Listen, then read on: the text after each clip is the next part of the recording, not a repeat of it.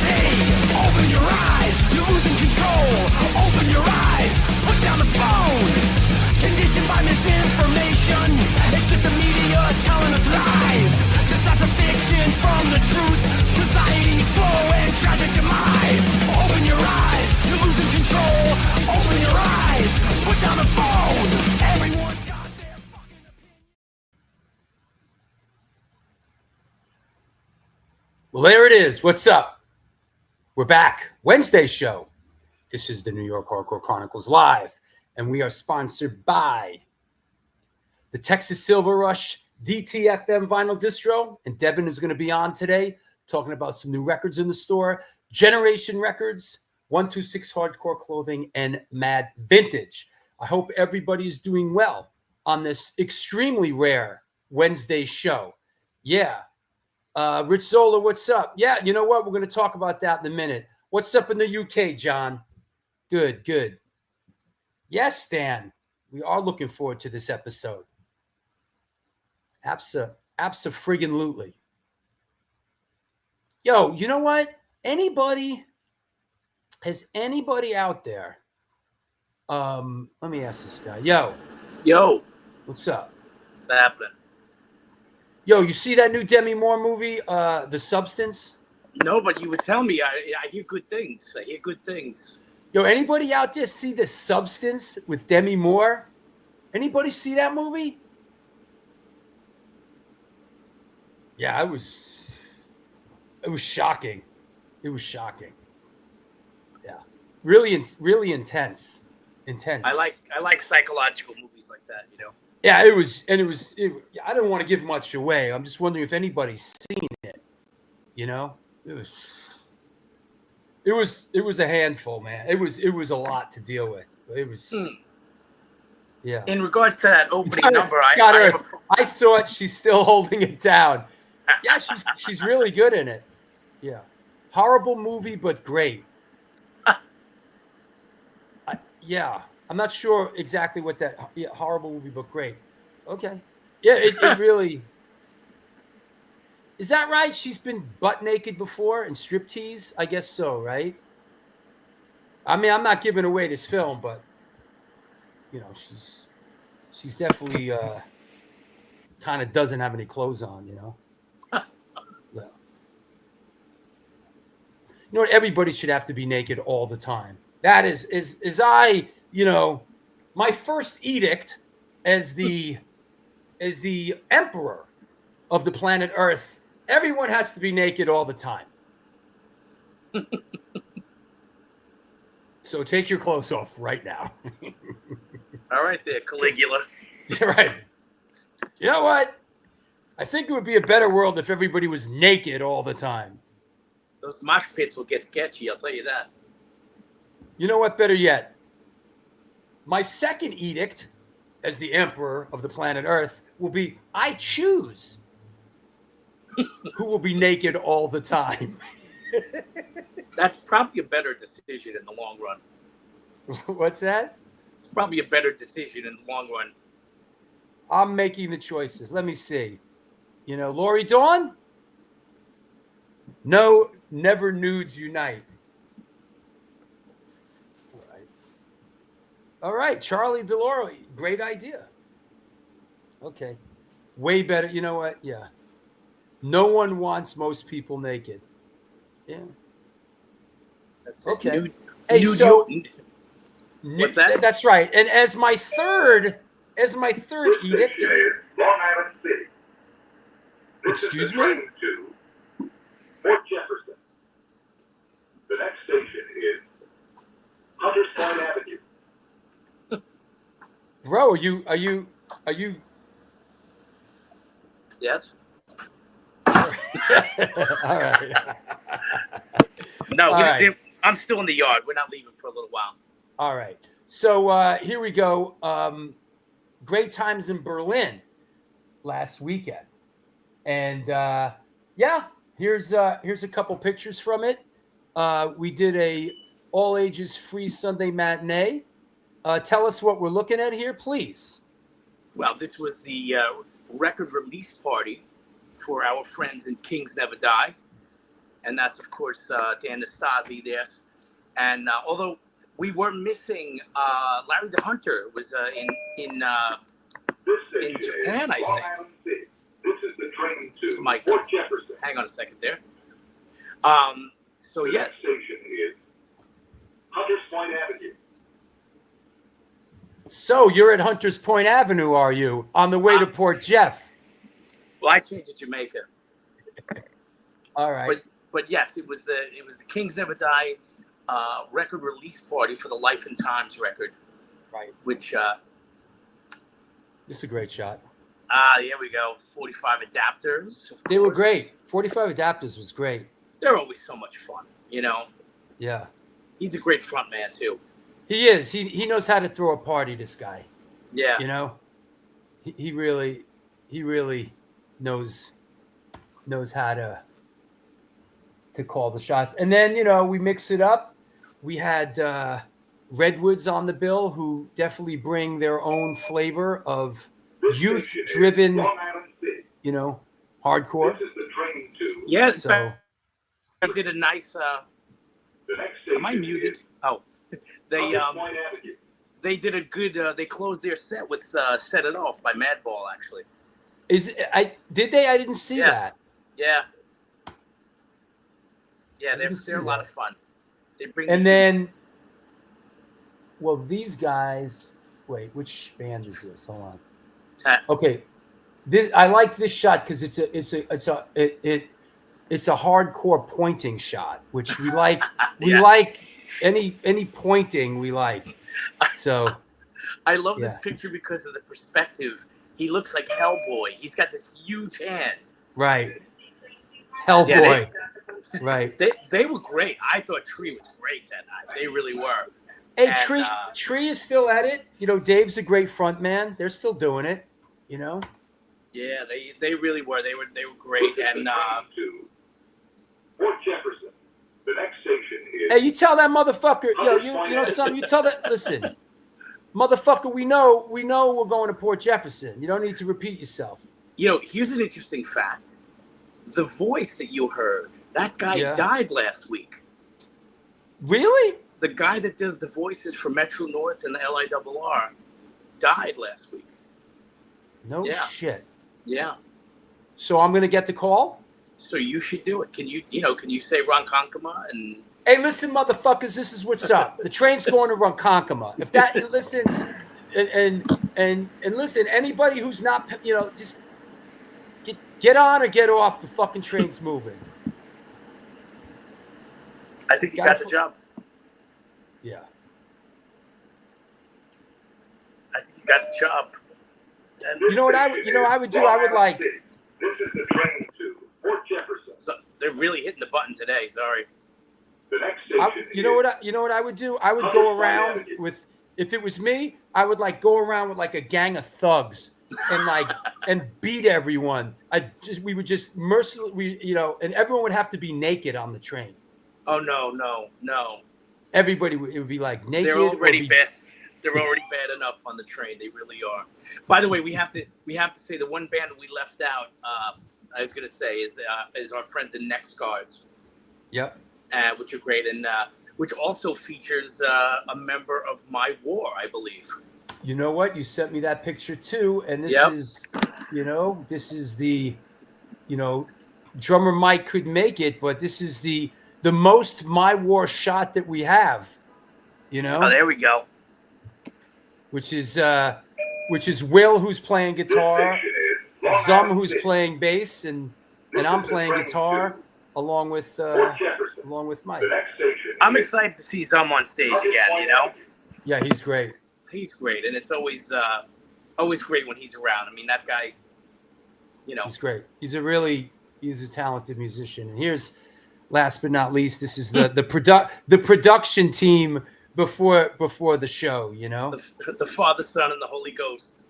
Larry Kelly, Mr. Wolf, Ray Hogan, and myself, basically getting it together. Holding it down, as Madball would say. Set it off. And for those of you that are wondering what the My War thing is, at the Holiday Slamboree, we're doing a My War set with guest vocalists. It's going to be sort of like a hardcore karaoke type of thing. So that show is going to be amazing. Long Island City. This is the train to Port Jefferson. You know what? Maybe it's some sort of a memorial to this guy that they keep playing it over and over again. They're gonna just well, you know, this is because before you leave the yard, you got to make sure everything works. So listen, motherfucker, it works. Tell this motherfucker it works. All right. Anyway, all right.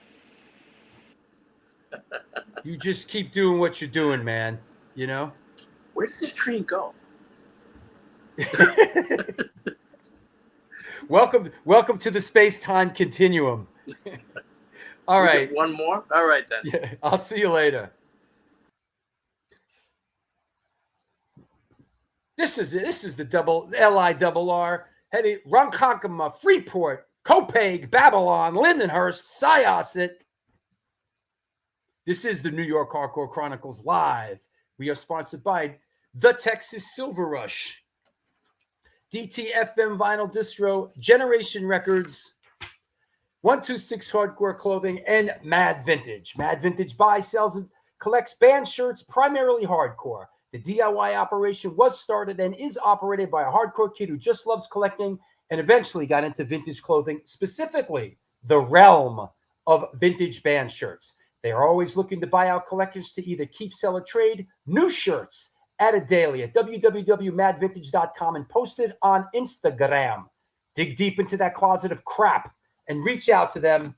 Help me help you, Mad Vintage. That said, let's clear the deck and let's bring on our first guest. Let me get my together, make sure everybody's okay. Seems that way. Let's clear the deck and away. And as Jackie Gleason would say, and away we go. Our next guest. Wrong. Today's first guest is an American singer, songwriter, and author. As a musician, he is best known for his work with the Royal Americans, Iron Cross, and currently Carr. Back with us today to celebrate the new Carr release, Kaleidoscope, coming at us from Baltimore, Maryland. Please welcome our old friend, Mr. Sab Grey. Hey, man. Hiya. How are you? Good to see you, man. It's a pleasure, always. Yeah. How's things in Baltimore? Things are good. It was it's been a little weird, like trick-or-treating with my daughter in 80-degree weather. How old's your daughter now? She's 7. She just turned 7 in October. So that's awesome. It was 80 degrees, and I'm walking around and it was actually a wizard's outfit, but I decided to go as Odin. You know what I mean? So I had like an eye patch and shit, which really sucked. And then it was my wife was like, I got to go back to the house for a minute. I was like, please take this hat. It's just too much. It was like 80 degrees wearing a wizard's outfit. So, but yeah, things are good here. It's always good. You know. I'm glad. Texas Rebel says, "Hey Sab, this is John from Texas. Love you, my brother." All right. Love you too. You getting some Texas love. Yeah, there you go. Yeah. So let's bounce the ball back and forth. Let's talk about Carr a bit. And I wanted to let me lead off. Where's this? I want to lead off with kind of like a visual, a band picture. Let's just kind of do a little background before we kind of get into the album stuff. How did the band come together? What's the mission statement? Sort of like, where's it at? How did it all come together? Yeah, well, it started with me and the drummer, which is the guy on the right. I'm in the middle there. And then he and I started jamming, and we both liked what we were doing.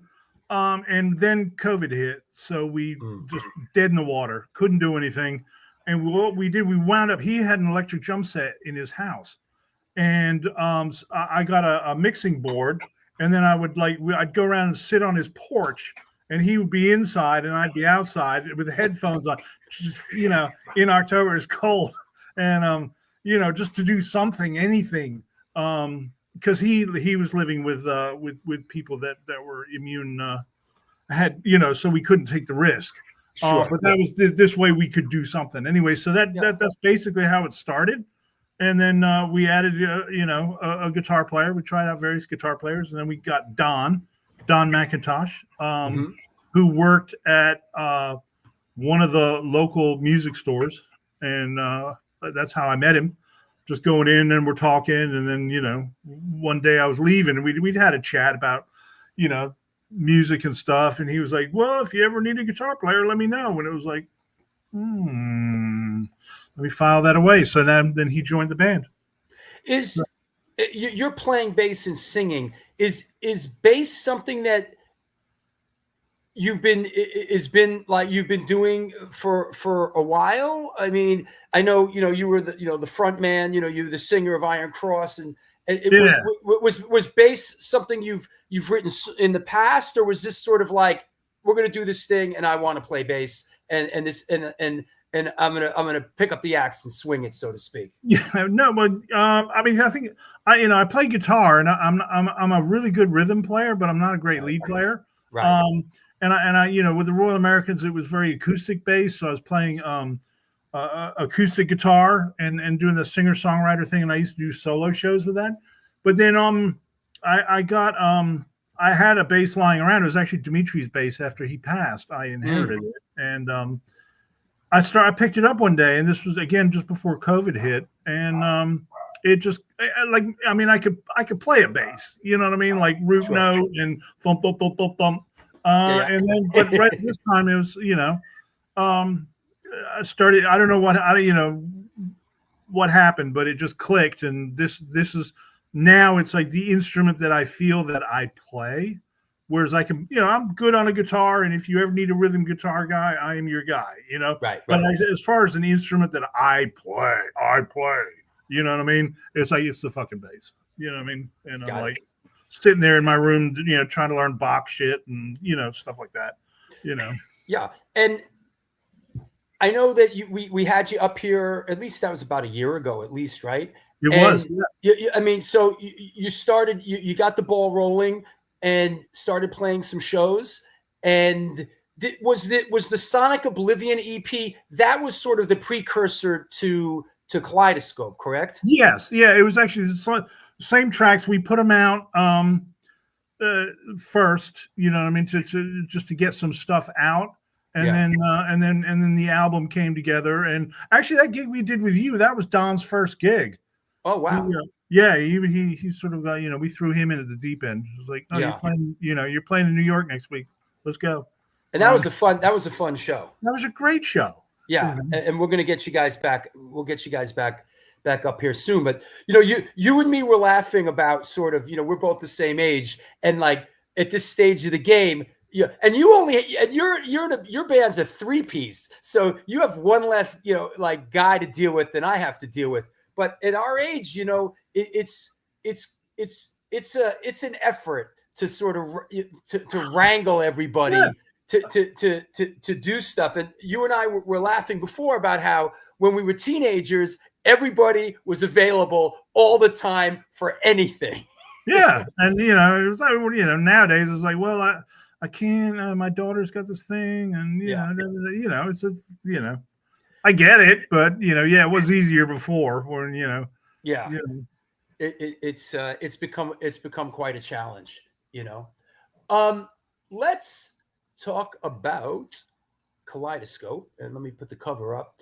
And I gotta say that in doing my homework for the show, I really, really love this record. And I'm not just saying that. It's really good, man. You really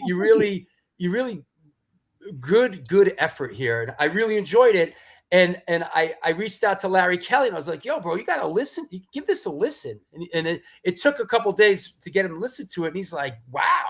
I'm like, "Yeah." And I feel I felt a lot of MC5. I felt a lot of Stooges. It's really kind of like I guess psychedelic street punk. Is that fair to say? Yep, that's exactly what it is. Yeah, it's great, man. Thank you. Yeah, I really, and I say this to anybody out there. Check this record out. It's really great, and I enjoyed it because it's a little bit it's different. It's not run of the mill. You really go into you go deep. It's great. Oh, Could you give us some perspective on it?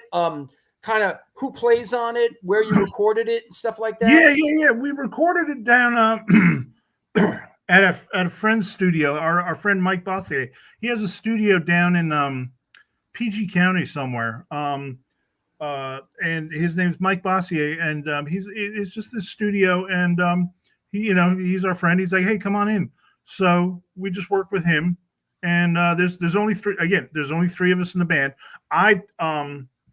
When I play live, I do two channels with my bass. Right. Yeah.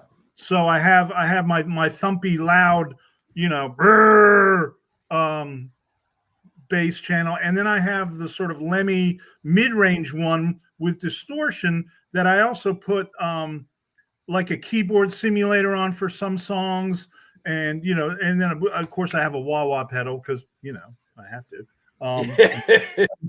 And we all have wah-wah pedals, me and the guitar player. But that's how it works. So you get your thump, and then and that helps to fill the sound, because we're only a 3-piece. You know what I mean? So you can fill up that space with other shit like a keyboard synthesizer, which is on the you'll hear it on Join a Fucking Union. You can hear the keyboard synthesizer simulator on that. It's just it's just a pedal, and you figure out the organ sound, and it just plays what you're playing. Radar O'Reilly says, Drew, you are saying the magic words, Stooges and MC5. That is that's where we live. I mean, you will. Yeah. I honestly believe MC5 were the greatest American band ever of all time. I love that band. Mike Thorpe says, I just been listening to the album. It's fucking brilliant. It's great, thanks, man. Mike. Yeah. Thank you. Yeah. Good. I'm thrilled. It's been a lot of work, and it's been I'm older now, and it's like, I wrote some songs a long time ago that people, I'm very lucky, people have appreciated them. You know what I mean? And they're still appreciating them, which is amazing. But I can still write some good songs. And before I go,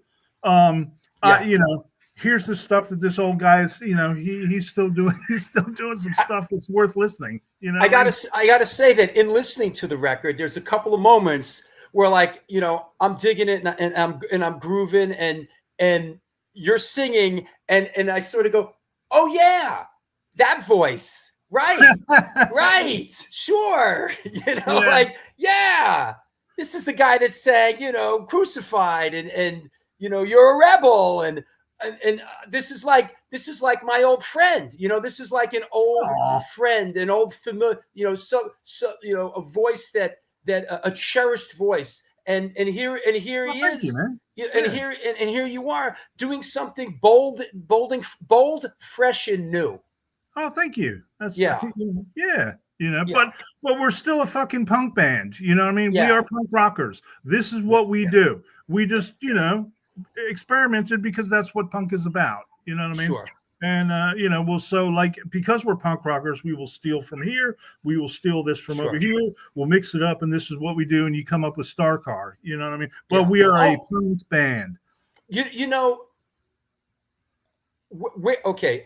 I did some research on this. And originally I thought, okay, Star Carr, right? It's like, I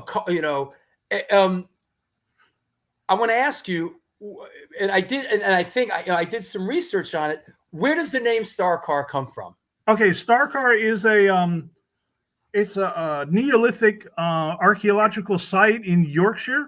Yeah. And to be honest, I just picked it because I was watching a documentary. I mean, I'm a huge history nerd, and stuff like that will keep me going and happy for forever. But I was watching a documentary about it, and they kept going, "Oh, we're at this show, this place, Star Carr," and I was like, "That's a great name for a fucking band. That is great." the band. And then because it's, it is what it is, you also have built in like as much visual stuff as you could want. You know what I mean? That's why we got the guy on the horse on the t-shirts on the the t-shirt logo, and you could do Stonehenge if you want, or Winter Solstice or Wicker Man. Any of that shit will fit, and avoiding problems from a long time ago. Yeah, like you said, it's an archaeological site in England, regarded as the most important and informative Mesolithic site in Great Britain. Yeah, so it's great. It's but that's where it came from. I was just watching a documentary and went, oh wow, that'll work. Yeah, that's where these things come from. Oh, by the way, your old bassist from Iron Cross, Eon, says hello. It's your old bass player from Iron Cross watching. Oh, there you go. Is that right? Oh, Eon? yeah. Yes, Eon. Yes. Eon. Yes. Hey, mate. Yeah, is that right? All the UK? He lives in Texas now. I saw him a few years ago. He was living in Seattle, and we got to hang out. And when the old band was touring, and he actually got to come out and do a song with us on stage, which was heaps of fun. Awesome. So first time since like '83. It was just nice, Yeah. And then we're old men, so we went and got coffee and had snacks. Yeah. Well, that's one of the joys of touring is when you get to go places and catch up with people, and it's the best part. It kind of is, it is pretty great. And when you have a good excuse to be in a town somewhere. And all our UK friends are checking in Hampshire and Yorkshire and all our UK pals. What format is the record on? Is it a physical format? Or? No, we will put vinyl out. We haven't done it yet. We got the holidays coming up, so we're a little low on cash for extra. We don't have a record label. We're doing all this ourselves. So there will be vinyl coming out. At the moment, you can get if you want to buy it, you can get it on Bandcamp. Yeah, and it's also on all the streaming platforms. So you can get it on Spotify and Apple and all that stuff. Yeah, and so P Darty 926 says, I just pre-ordered the album on Bandcamp. Looking forward to checking it out. I don't. The album is out. I know you pre-ordered it, but it is actually out. And when we set up the pre-order thing, we had it set up so people could listen to it immediately. I have to go in and fix that page because it's still, for some reason, it's still saying pre-order on Bandcamp. Right. If you go in and you order it, you can listen to it right away. But I do have to go and fix that. But you can still get it. It says pre-order, but if you purchase it, you listen to it immediately. When I loaded it up, I was like, well, if you bought it, now you can listen to it now. It's like, I'm not going to stop anybody from listening. Sure. Sure. I guess that's it's that world that we live in, right? That you kind of came up in the early 80s when the Discord stuff and the singles and you guys were on the Flex Your Head and it was vinyl and it was physical, and now we live in a world where you can put it out digitally and really get your stuff out there to a lot of people real fast. Yeah, and I'm not against it in any way. I do wish the platforms like Spotify, reimburse the bands better, but I'm not against the platform. The platform is the same as handing cassettes out. Sure. Or hey, have you heard that band? I'm here. I'll tape it for you and give. It's the same thing. If the rich people got a rich people, so they rob poor people. That's I like that. I like that analogy that it's like handing out cassettes, but you don't. It's just go listen to it. Yeah, and I mean, I'm fine with that. You know what I mean? It's like I like as long as you're happy and you're listening to it, I'm fine. Yeah. You know what I mean? It's like Yeah. I will put an album out. I promise we will put vinyl out. But in the Yeah. meantime, just listen to it. As long as it makes you happy, I'm happy. Yeah, this would be a cool vinyl release. Yeah, we're gonna have to do it on colored vinyl too. Yeah, that's what I was kind of getting at. I mean, it is psychedelic tinged. It sure is. So definitely. Yeah, it would make sense. Yep. Yeah. Yeah. So that. Any any other influences? We mentioned the Stooges. We mentioned MC5. Anybody? Pink Fairies from the live in Finland. Finland Freak Out is one of the best rock albums ever, and it only came out a few years ago. It's just some outtakes, but it's fucking phenomenal. Wow. They're just completely just going for it. You can feel the amps are just melting in the background. It's a tremendous record, and all that stuff. And then I am a punk rocker of my generation, so I play punk rock of my generation. That is how I write songs. You know what I mean? In my head, it's like it's verse, chorus, middle eight, guitar eight, verse, chorus. That's how I do. I know younger people have a different way of looking at it, and that's fine too. You know what I mean? But I am a product of my time and place. So this is what you get. You know what I mean? Absolutely.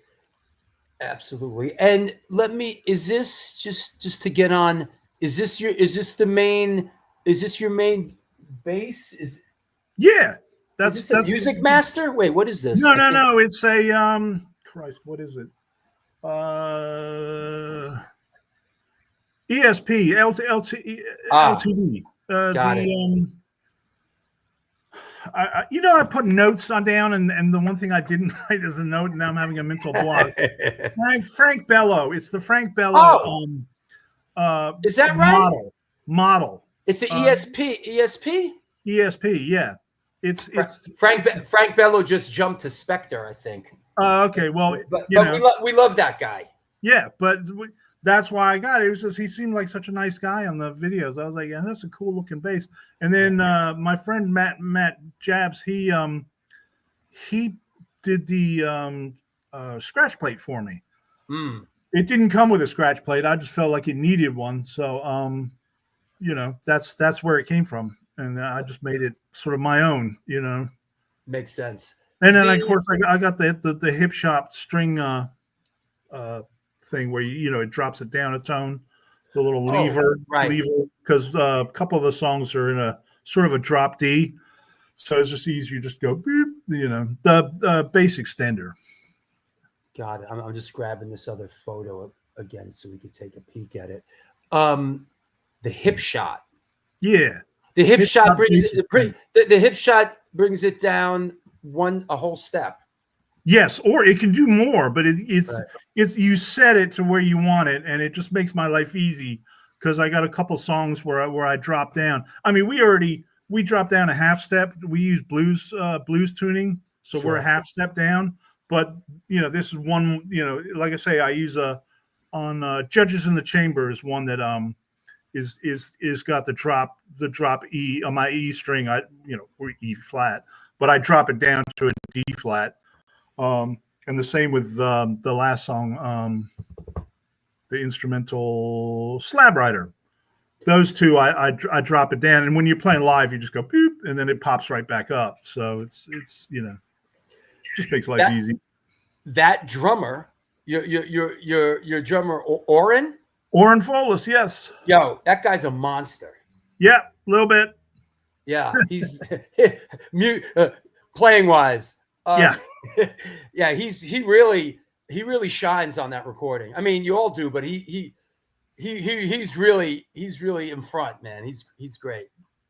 Yeah, we sort of had a policy of sort of pushing each other. Yeah, and he's very very jazz influenced. He does a lot of jazz on his own time. Absolutely. But the whole point of the band was to push each other.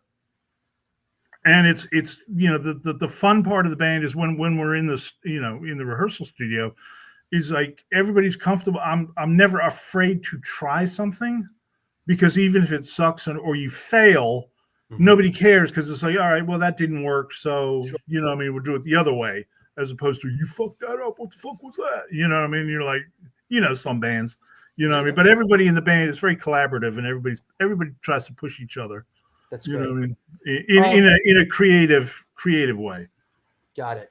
I'll sort of ask and answer this. Any local gigs? I live in Baltimore County. Yes. Right? This is Friday night in Baltimore.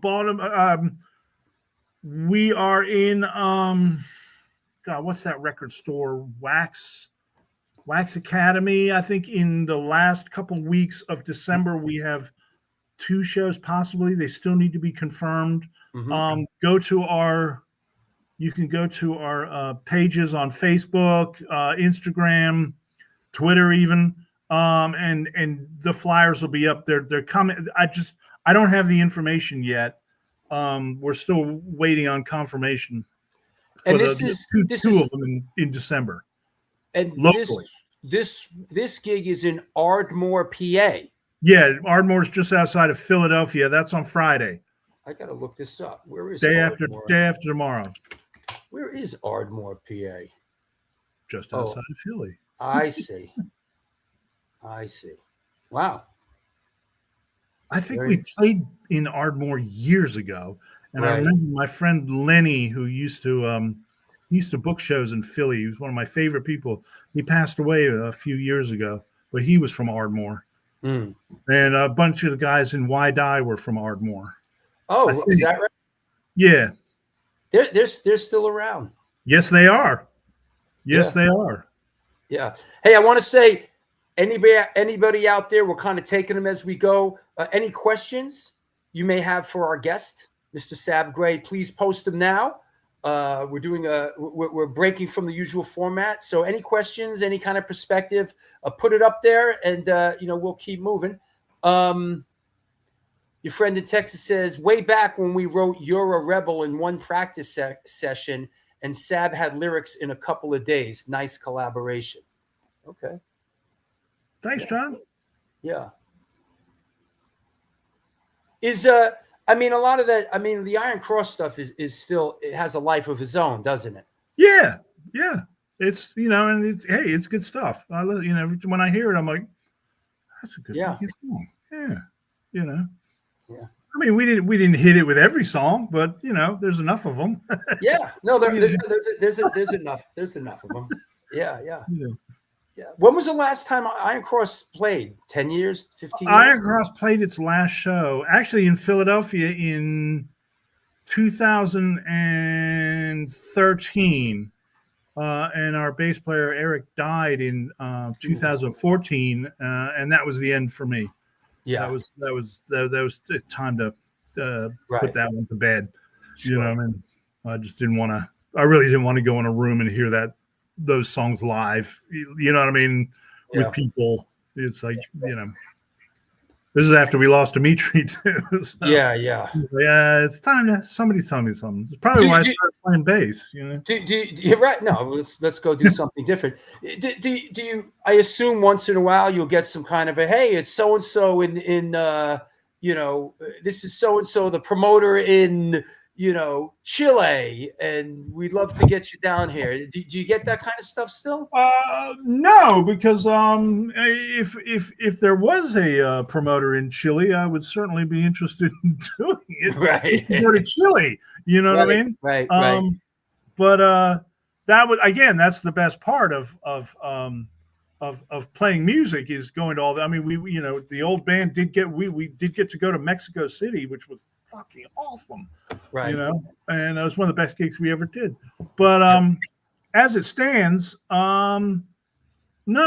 I'm doing Star Car now. But if you showered me with cash, I could probably be persuaded, or gave me an invite to go somewhere really cool. I could be persuaded. but it's not what I, Star Car is where I am at now, but I don't hate what I've done. Thank God there's a little honesty left in this world. If you shower me with money and give me an exotic place, an exotic locale, I will rally the troops. Yeah, Yeah. If you, that's great. But I am malleable. Yeah, I'm a reasonable man. Yeah. So that's what's up. And once again, Star Car new release is Kaleidoscope, and it is available on all streaming platforms. I highly recommend it. I very much enjoy it. And it's one of those things that a lot of times, I do shows, and it's sort of like I listen to it and do my homework for the show, and that's kind of it. This is something that I would come back to. Oh, yay! Just because it's just good, and it's you're speaking my language. Oh, there you go. See, that's what we're about, man. Yeah, that's all it is. Yeah. That's what it's about. Absolutely. That said, anything you want to add? Anybody you want to thank? Any other perspective? Anything else? I mean, I'm kind of good, Yeah. Yeah, Here, let me just put this back up one more time. Anybody out there? Any questions? Any perspective? Please feel free to post it up, and that's what's going on. And hopefully, let me see. Let me just scour the. Let me see. Yeah, Tim, we're glad you made the show too. Here you go. All right. Well, I think we're good. And if something happens, I'll reach out to you. But I'm glad you made on. Anybody you want to thank? Anybody you want to shout out? Okay. Whoa! This just in. Favorite bass players. All right. Favorite bass player of all time is, besides Charlie Mingus and all that stuff. Actually, is Leo Lyons from 10 Years After, and Alvin Gibbs from the UK Subs. Those are my two. Wow. There's plenty more, but that's my two. I like that. You pulled the 10 Years After card. I love 10 Years After. They're one of my secret or not so secret, because I'm not known to keep my mouth shut. But I fucking love 10 Years After. I was listening to Shh the other day. Yeah. They're fucking awesome. Yeah, they're great. He's a phenomenal bass player. And I really, people chiming in 10 Years After. Yeah, and I got to say, I really, really love the early stuff. Yes. The really, really blues-based early stuff. Yeah. That's my wheelhouse. Early Savoy Brown. Yes. That's what I play in my own time to practice. Sure. I basically I'm a practice blues, and then I take those little blues licks and I stick them in punk. There you go. I mean? That's and then turn the volume up as loud as possible. Yeah. But early Savoy Brown, early. Yep. Yeah. It's real obvious, but it's been done to death. But I love, of course, the really early Peter Green, Fleetwood Mac stuff is. That's great. the stuff. Yep, yeah, exactly. Peter Green was an incredible guitar player, man. I mean, yes, he had that incredible tone, early on. Yeah, Chicken Shack. Yeah, there you go. Yep, Chicken Shack too, which was Christine's band.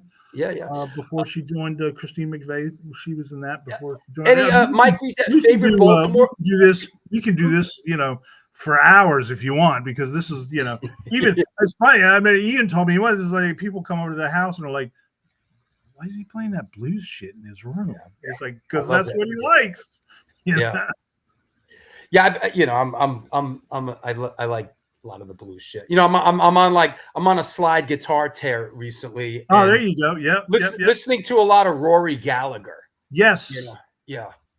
I saw Rory Gallagher in the late 80s at a bike show in England. Wow. He was fucking great. Yeah. Yeah, he had a rough and tumble life towards the end there, but I never. Yes, of course, Peter Green Albatross. Yeah, yeah, beautiful, beautiful. You know, Groundhogs, saw them as well. You know, is that Rory at Montreux? Yeah.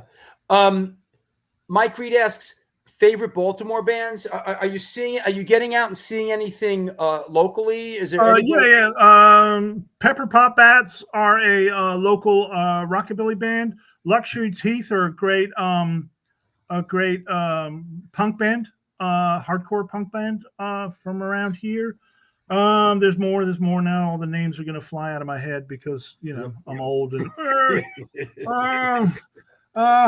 You're old, but you have a young kid, and that's keeping you. It's keeping you vibrant, man. It sure is. I'll tell you. She That's runs good. rings around me. That's great, man. That's exciting. That's good for you. It sure is. She's amazing. Yeah. So, and she's decided when she grows up, she's 7 now. When she's older, she's going to play in a creepy band, and she means goth, but she doesn't know. So she likes that style, but she doesn't really know what it is, so she calls it creepy. I want to play in a creepy band. Creepy, yeah. All right. Well, the Misfits. They're sort of the gateway. They're sort of the gateway to a lot of creepiness. Yeah, there you go. Did you see the Misfits back in the day? I did. 1982 or something in the Wilson Center. Yeah. Oh yeah, that's right. That Wilson. Yeah. With Government Issue, as a matter of fact. Yeah, right. I saw. Well. You know this? Do you know this guy? The guy that does the ancient artifacts. That guy. He's like buying up and collecting a lot of the old stuff, and he just posted, I think today, this cachet of like, I forgot who he got them from, but original Wilson Center photos, like flyers. Oh, okay. Flyers. And like not just one of each. Like I think he got it from maybe the guy who printed it, or is it like 5 or 6 of each. Yeah. Oh, nice. Yeah. Is that right? Jay Robbins is in Baltimore too? I think so. Yeah. Baltimore's a big city, by the way. Just people go, oh, so-and-so's in New York too. I'm like, listen, bro, it's New York City. Yeah.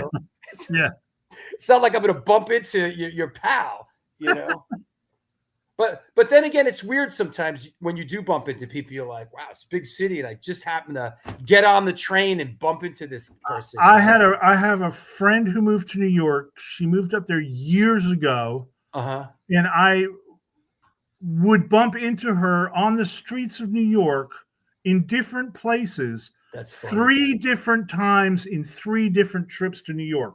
Like that's wild. How are you here? You know what I mean? And it's like, oh my God. And like with no, just walking down the street, and there comes, Allison. It was so weird. Bill Jarbay asks, hey Sab, you still doing Dork Time Radio? I am not doing Dork Time Radio. Dork Time Radio was my podcast, which was my nerd history and music podcast. Yeah. When COVID hit, I was lucky enough to be working, and my wife was working at home, but our daughter was 2. Mm-hmm. And she was just like, when you're not working, I need your help because I'm stuck in a house with a 2-year-old. So Dork Time Radio, sadly, I had to stop. We had just started season 4. We did a great show. I got to talk to a guy called Marcus Rediker, who's a really awesome history professor. And it was about the show was about slave ships and how they were built and how they evolved. Wow. And this whole it was awesome.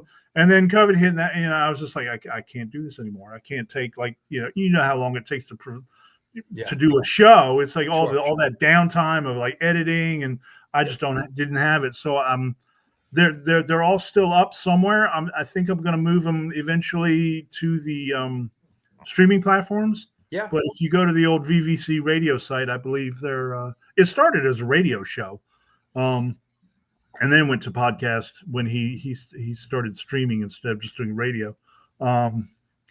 But yeah, so that's unfortunately I am not. I would love to do it again. It was heaps of fun. I had what do you trace your love for history? What do you trace your love, your inherent love for history? What do you trace that to? I don't. It's been there all my life. I remember when I was a little kid, my dad would draw pictures of like Roman camps, and every night they would build a camp, and it would look like this. And it's one of those things. That's always been there. I've always just really enjoyed reading books about it, and I do it constantly. I just never, I never pursued it in any kind of academic way because it was just what I wanted to do for fun. You know. Did you do? I happen to have an inherent love for history myself, and it was the one subject I always did well in school. Yeah, where, you know. Same here. You know what I mean? It was just like, I was acing these tests. It was like, yeah.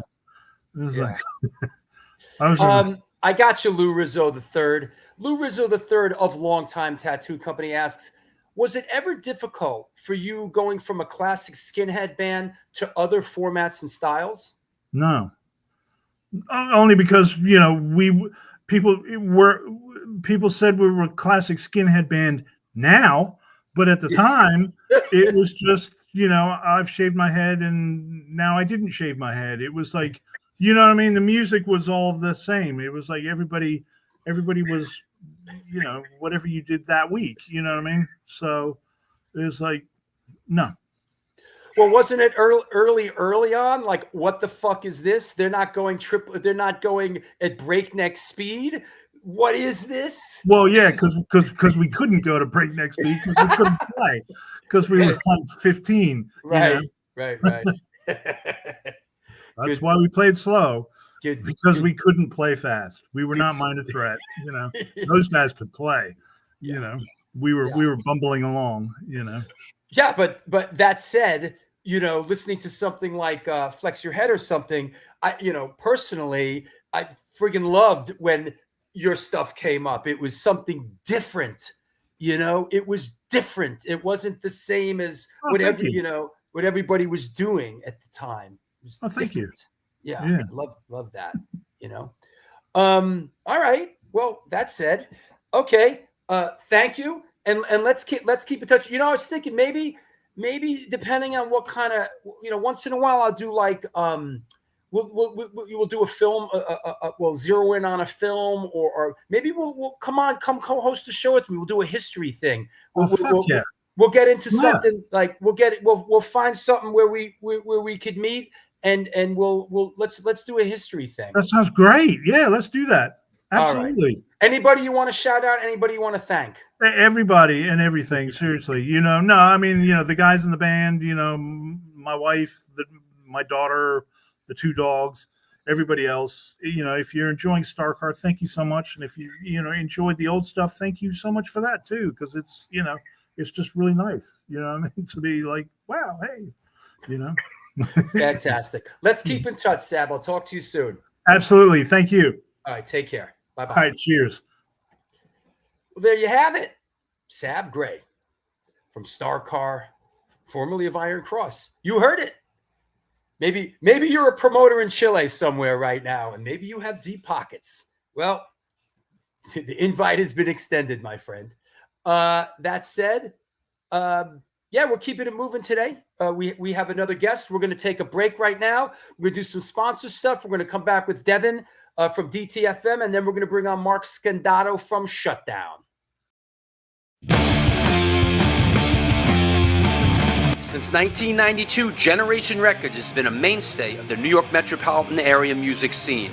Today, they offer a diverse selection of new and used rock, jazz, indie, hip-hop, punk, hardcore, metal, blues, soundtrack, and reggae LPs, as well as t-shirts, posters, and other merchandise.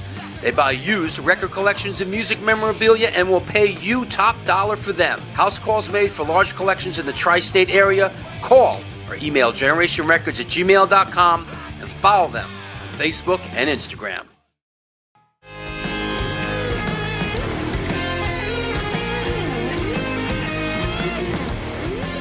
Will that be cash or in debt?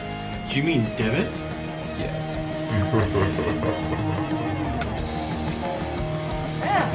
Sorry. Another eternally satisfied customer.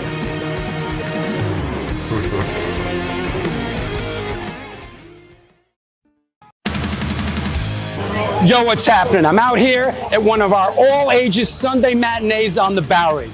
I hope that you are enjoying today's show. I just want to let you know that the New York Hardcore Chronicles Live needs your support.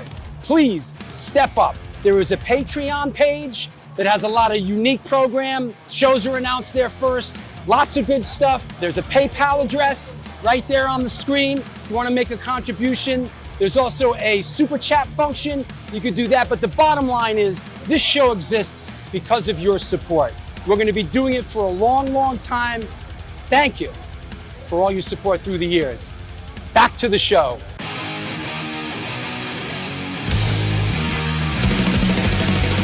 Conditioned by indoctrination, conditioned by society.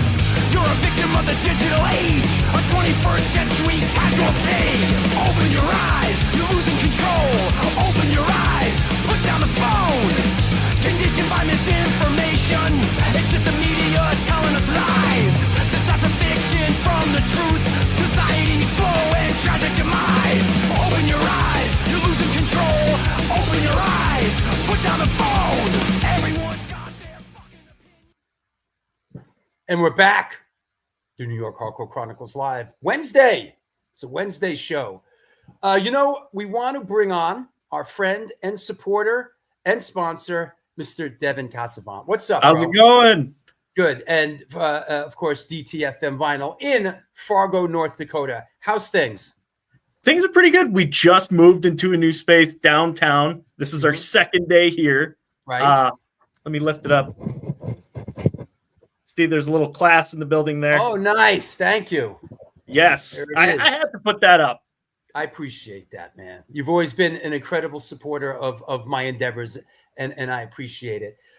Is it snowing in Fargo yet? Not yet. And it's tomorrow's my birthday. It has never been a birthday for me without snow. So this is going to be like the first one.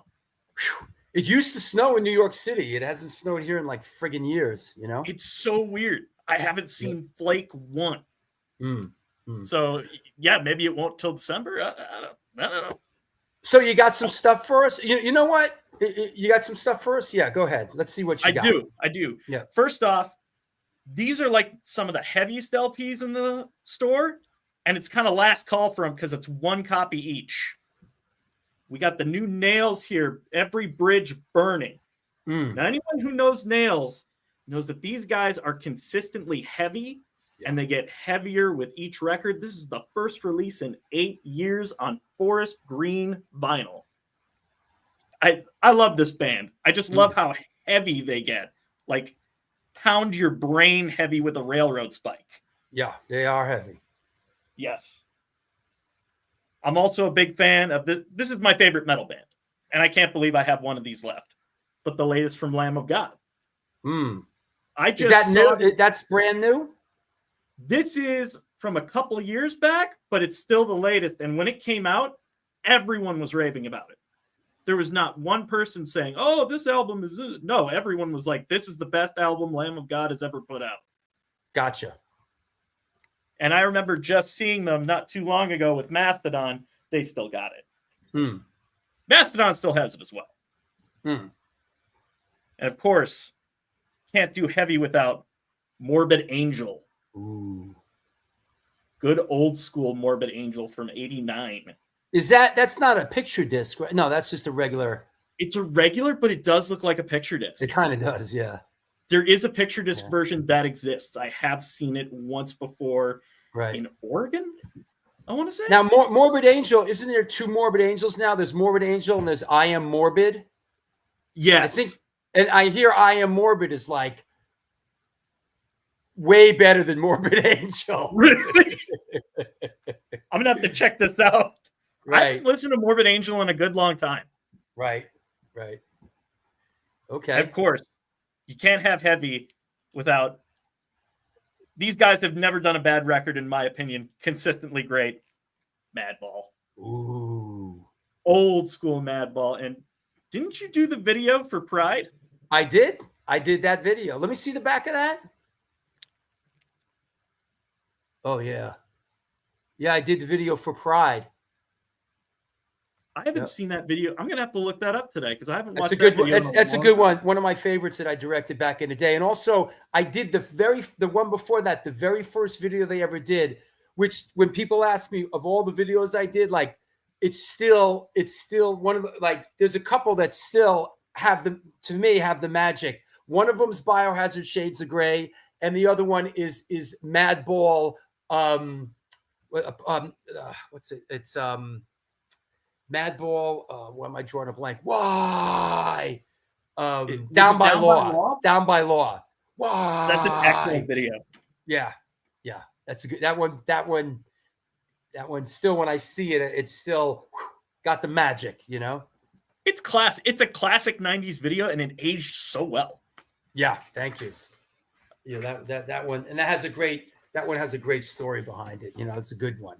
You know, just that there's just for those that know, the Madball Down by Law video was shot with the leftover odds and ends from the Onyx Slam video. Really? Because back then, when you would shoot on 16 millimeter film, if you didn't shoot the whole reel, if you didn't shoot the whole roll, you would break it off and you would download it. It would be known as a short end. Like, and let's say you have a 400-foot 16 millimeter load of film and you only shot 100 feet of it. You would download the rest of it, put it back in the can, and you put it in the refrigerator, right? So after a couple months, you know, from doing music videos back in the day, I'd have 10 cans of short ends and be like, yo, let's shoot something, you know? So that the short ends, mostly from Onyx Slam, is what enabled Madball Down by Law to be done. And Madball Down by Law, I wasn't contracted from their record label. It was that I loved the band. Of course, I was friends with Roger, with Freddie's older brother, Roger. And I was like, yo, I love the band. Let's do a music video. And so I did that just out of pocket, shot it, you know, put it together. And the record label loved it, friggin' loved it. And they paid me, they covered my costs on it. They gave me a couple bucks, but I just wanted to help the band. And then just to show how honorable Madball was, which is something that not all friggin' bands, you know, were at that time or are, when they did the next record, which is the record you just showed me, and they actually had a budget for a music video, they told the record label, Drew Stone's the guy. Nice. Yeah.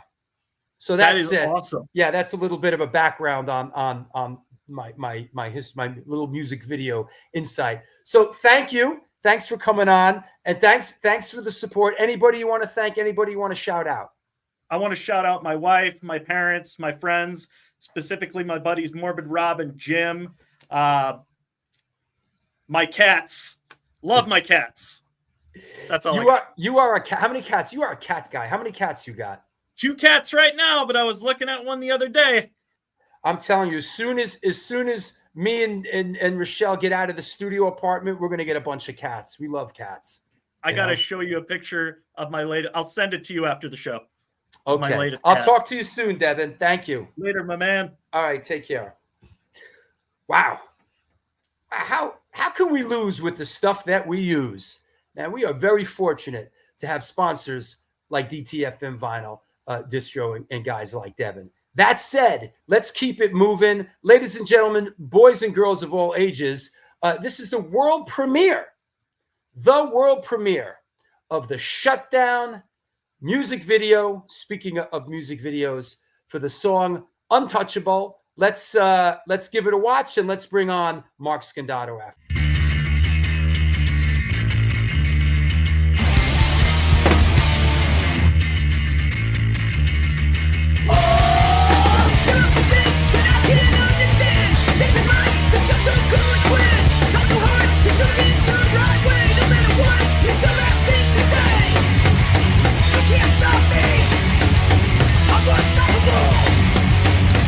Touch me, untouchable. Move, get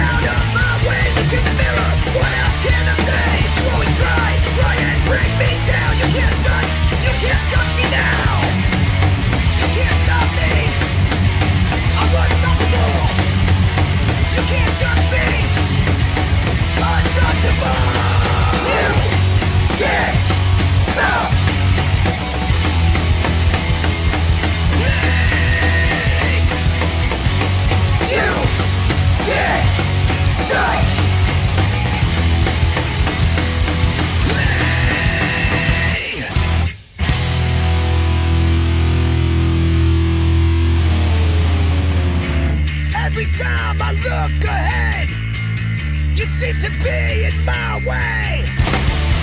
You don't seem to understand that I know every game you play. You can't stop me, I'm unstoppable. You can't bring us down, we're gonna turn it around. You can't break me, I'm unbreakable. You can't bring us down, we're gonna turn it around. You can't touch me, I'm untouchable. You can't bring us down, we're gonna turn it around.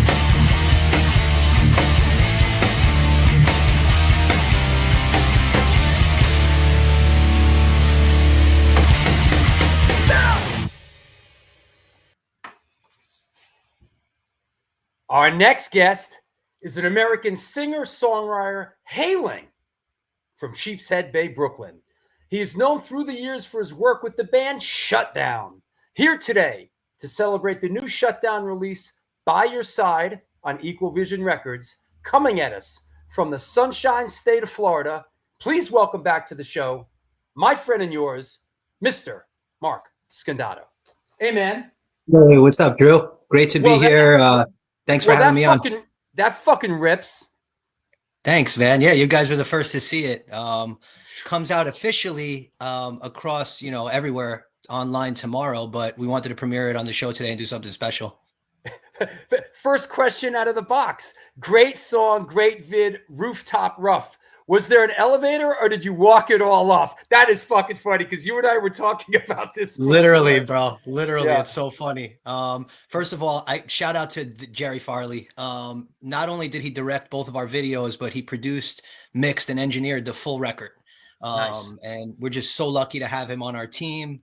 I tell everyone this. He's kind of like the extended fifth unofficial member of Shutdown in so many ways, but he is a very special part of this whole thing, and couldn't have did any of this without him. So to answer that question, we had to go up. That video was shot on top of the roof of Brooklyn Monarch, and right? We had to get the equipment. I was telling you the story. We actually filmed that video on Labor Day, and there was a lot of festivities going on in the city that day. And Brooklyn Monarch was having their LGBTQ Caribbean Day Parade Festival.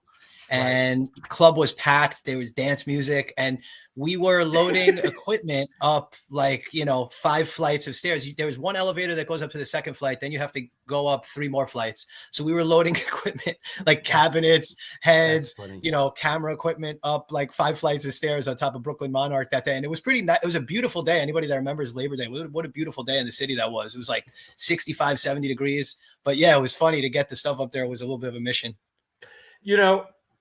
How could you lose on a rooftop? Never. This is the guy that did the Agnostic Front Gotta Go video on a rooftop in Hoboken in 1997.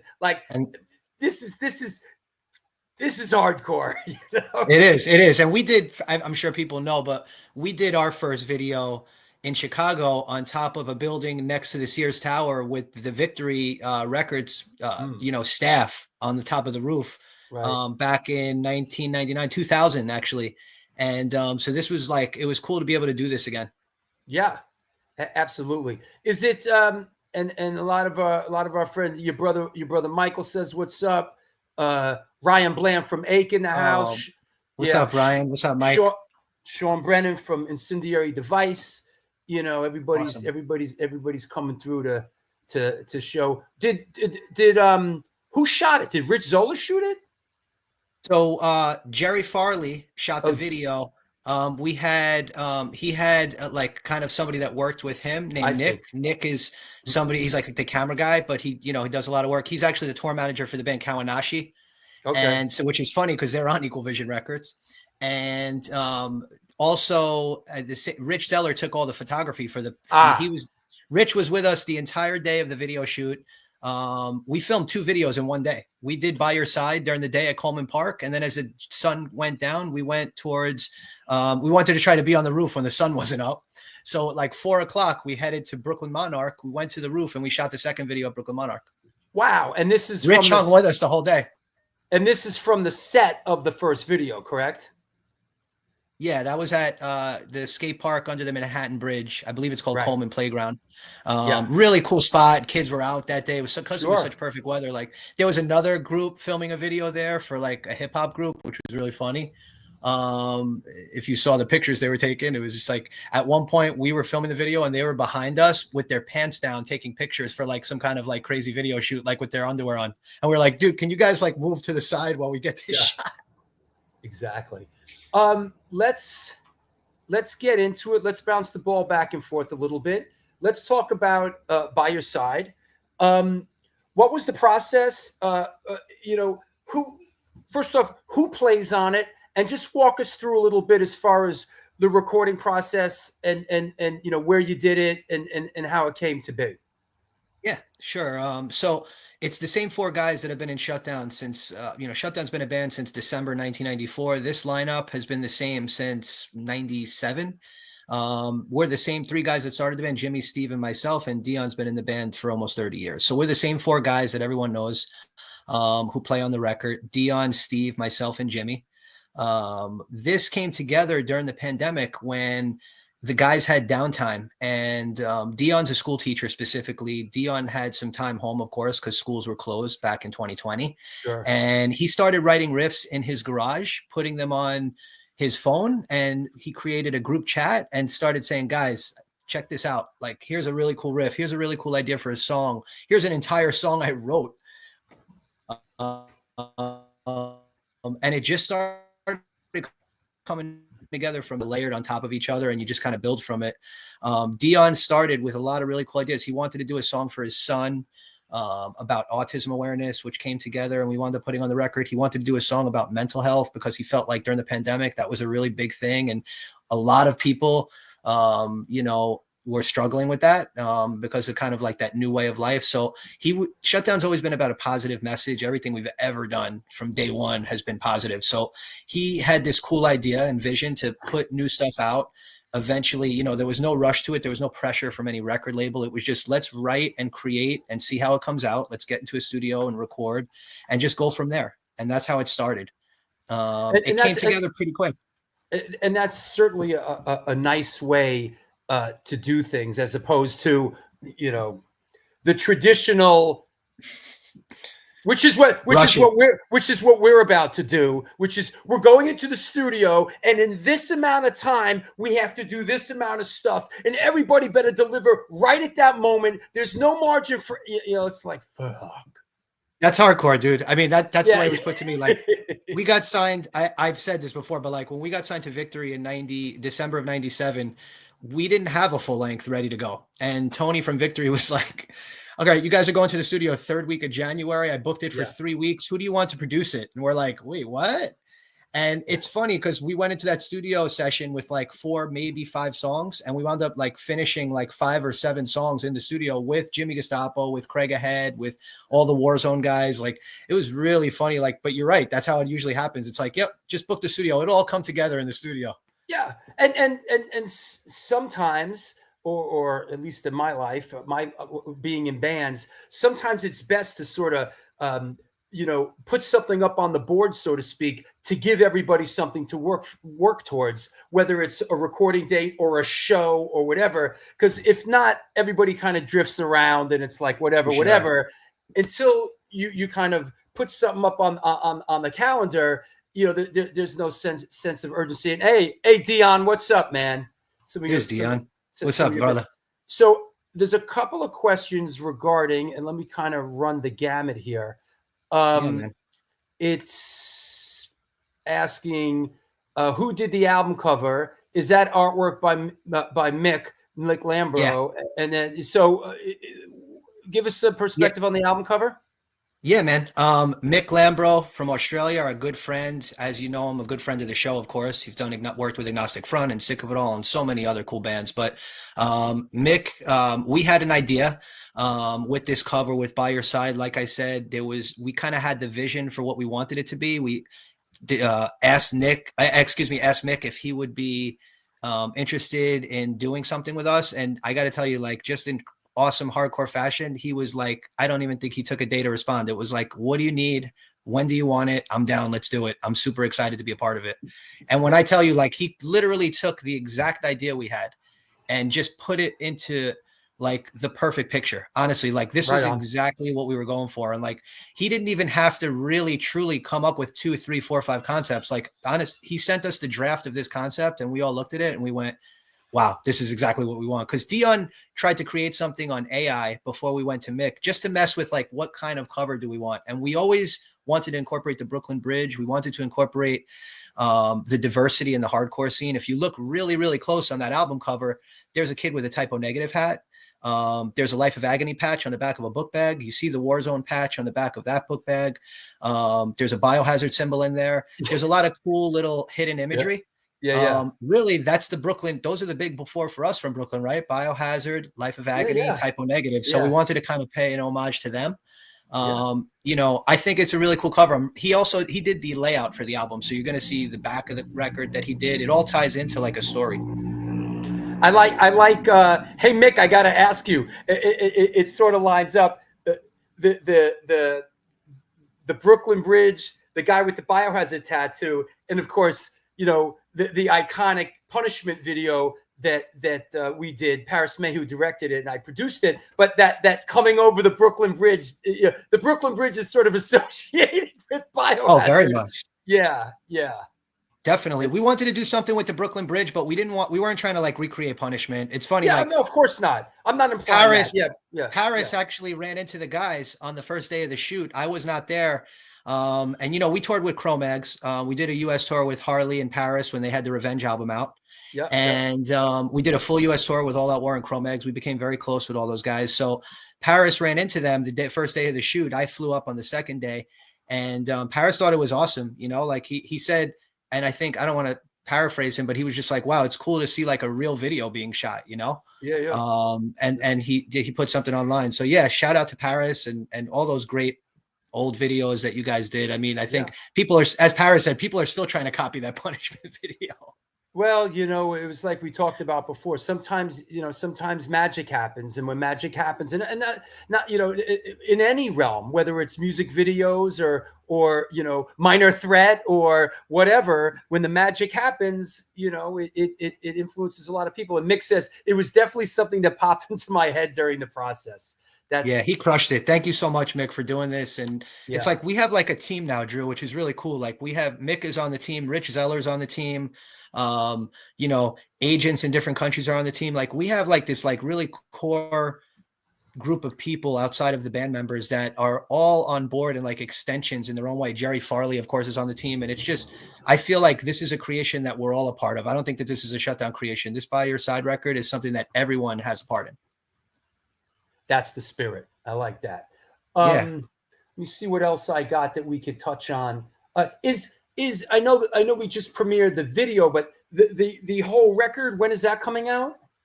Comes out January 17th everywhere on Equal Vision. So it's going to be a 12-inch vinyl double EP. So the way it works is, yep, that's it right there. So you can order it now, pre-order it. We have like different color variants and things like that. It's available in Europe for pre-order now. It's available worldwide right now for pre-order. But we re-recorded Against All Odds. We took 5 songs and re-recorded them. We called it Still Against All Odds. That was for a 25-year anniversary. We released that digitally only last year.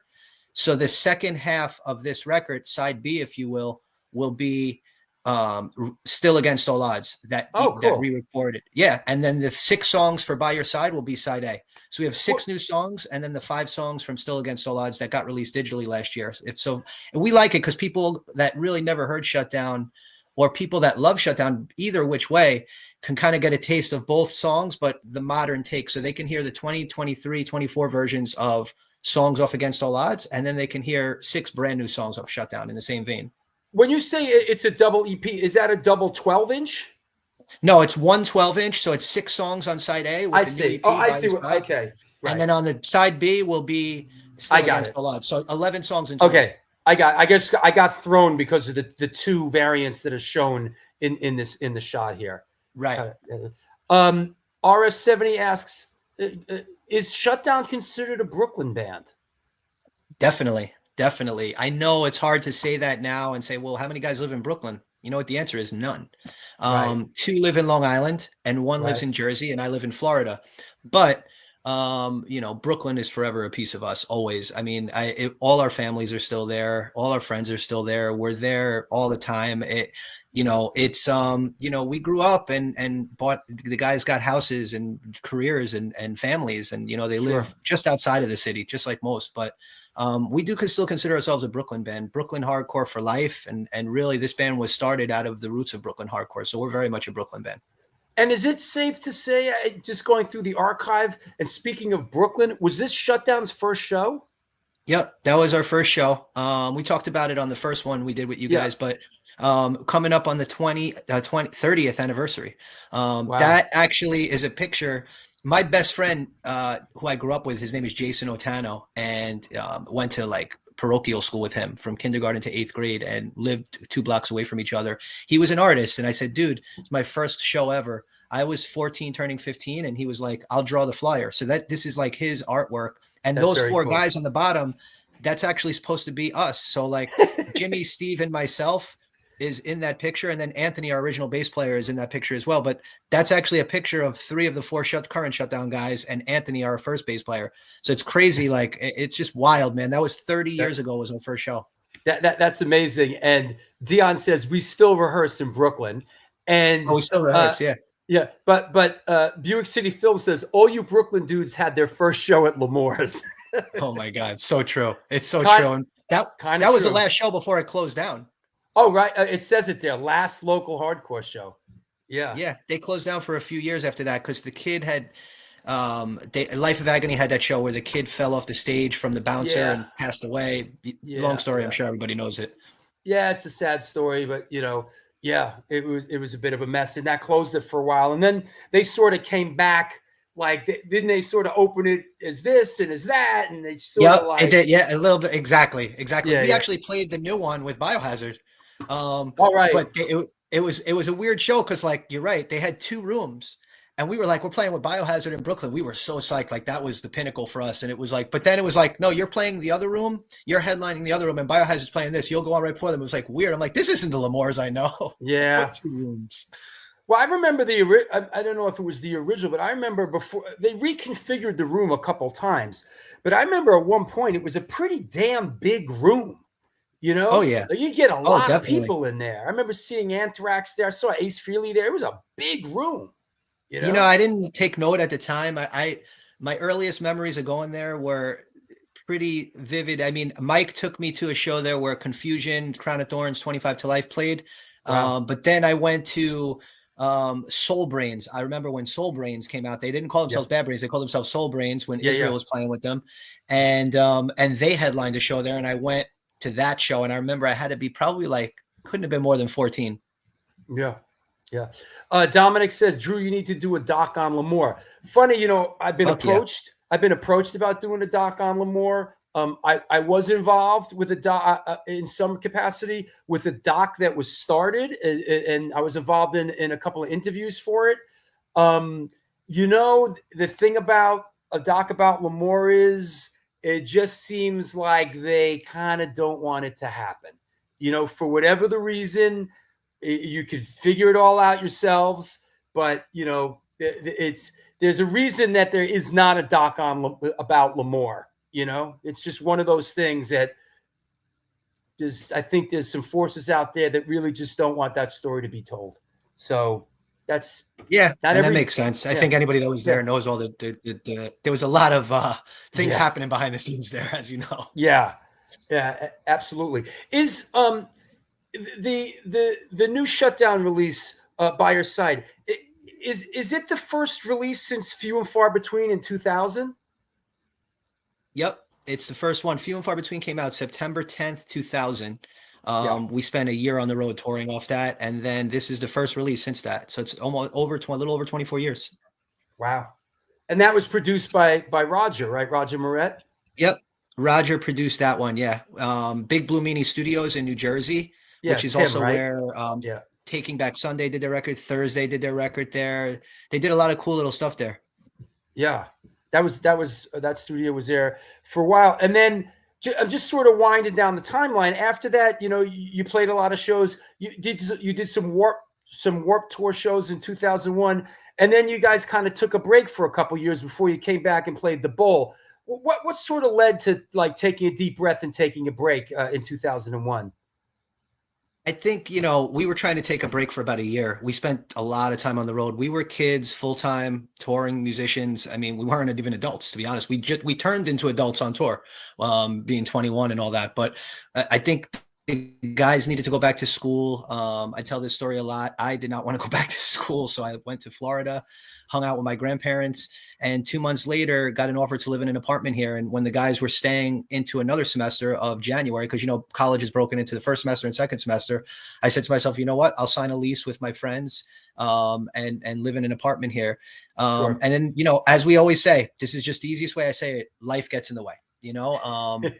Married, kids, got all the guys in school and graduations, and you know how things happen. Life got in the way, and never stopped talking to each other, never stopped friendships, never got into fights. It was just, we couldn't play shows, like it wasn't conducive, So Black and Blue 2006, Cousin Joe called us and asked us to come do that, and we were like itching to play a show. I mean, that was just like a no-brainer. That was an amazing show, and I feel like that just slowly started us playing more shows sporadically, like really throughout the last 15 years, to be honest with you. We never really took more than a year off. That was a great show. That was in 2017 at the Tompkins Square Park at the Rabies benefit. You guys put that together. That was an amazing show. That was an amazing show. That was a great day, man. What a great day, man. Yeah, that day was just filled with love.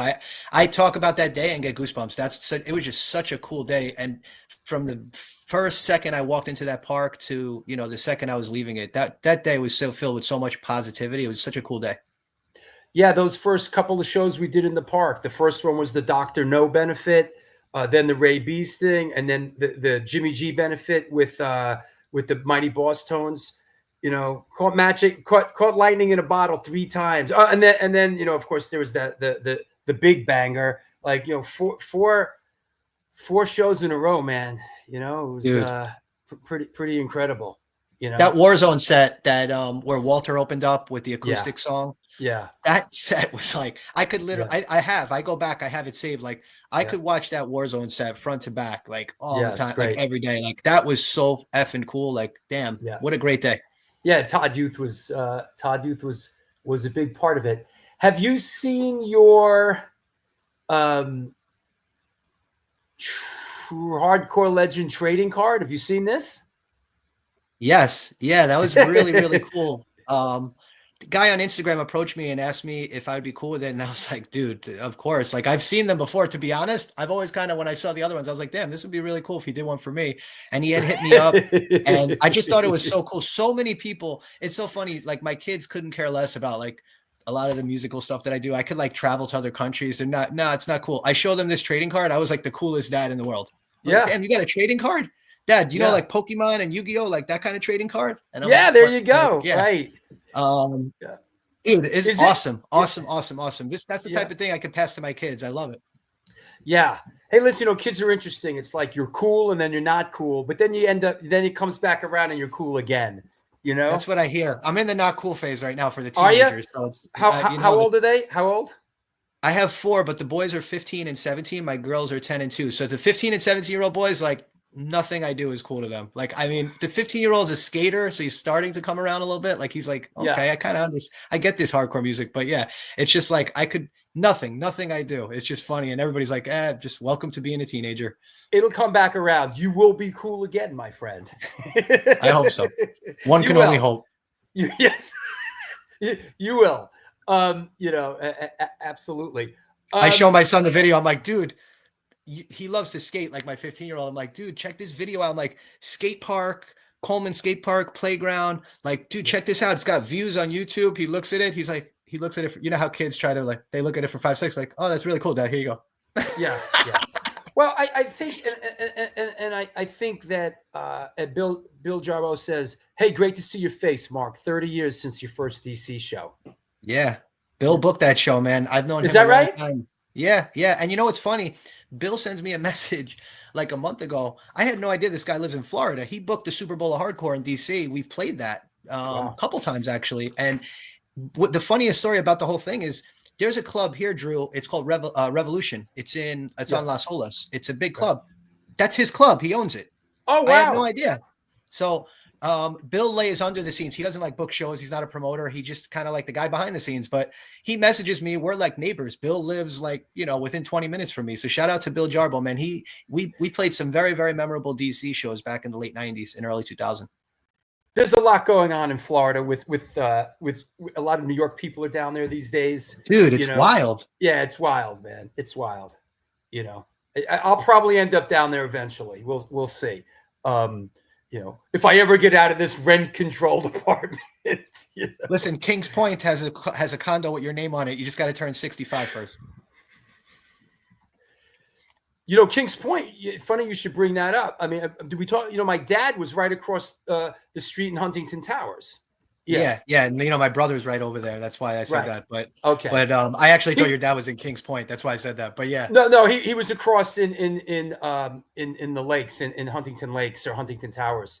But it's funny. Jimmy's parents live there too, and right there. Jimmy's grandparents. Excuse me, Jimmy, my drummer's in-laws. Excuse me. Well, my dad. As it played out, he's in an assisted living facility now. We sold the place. Sorry. Yeah, well, he's going to be 92, and he just needed to be in a place where his meds and where people were just he was getting his meds on time and getting meals made for him and things like that. That said, I wanted to. What did I want to ask you about? So. I guess what I'm kind of getting at, the kind of hardcore music, or you guys, you in particular, you were a very young band starting out. I mean, you guys got out there. You were a beloved band very early on, and you were young kids. How does it feel now to be a bit of an older person, and you're kind of still doing it? And there's a lot of bands coming up, and I understand.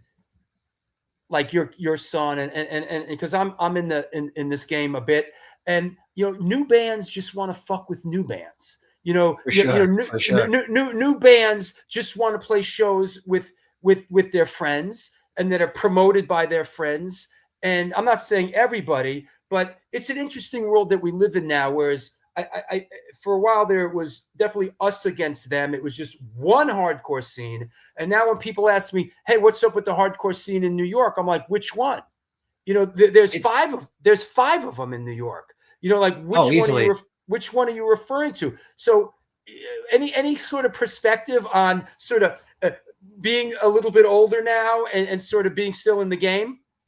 Yeah, man. I think Jerry said this and it just stuck with me because Jerry's like in our group chat. We talk like every day with the band members and Jerry's part of it. And it just stuck with me. And I've been saying it a lot, but it's just like with Shutdown, it's all about gratitude. And we're super, super happy to be able to still write music and be in a position to go back do some small tours and travel places and play shows. And there are younger bands that, including when we were younger, that I feel like you take it for granted a little bit. Your friends invite you to Massachusetts to play for the weekend. Your friends invite you down south, and you're just jumping in a van and you're going to play. Now, as we get older, we really, really appreciate what this music brings to our lives. And there's a lot different perspective. Like now, like back then it was just go for it. Now it's just for me, meeting the older people made me who I was. So I hope that some of these younger kids don't shut out the older bands or the older people, because meeting Rabies when I was 15 changed my life. You know what I mean?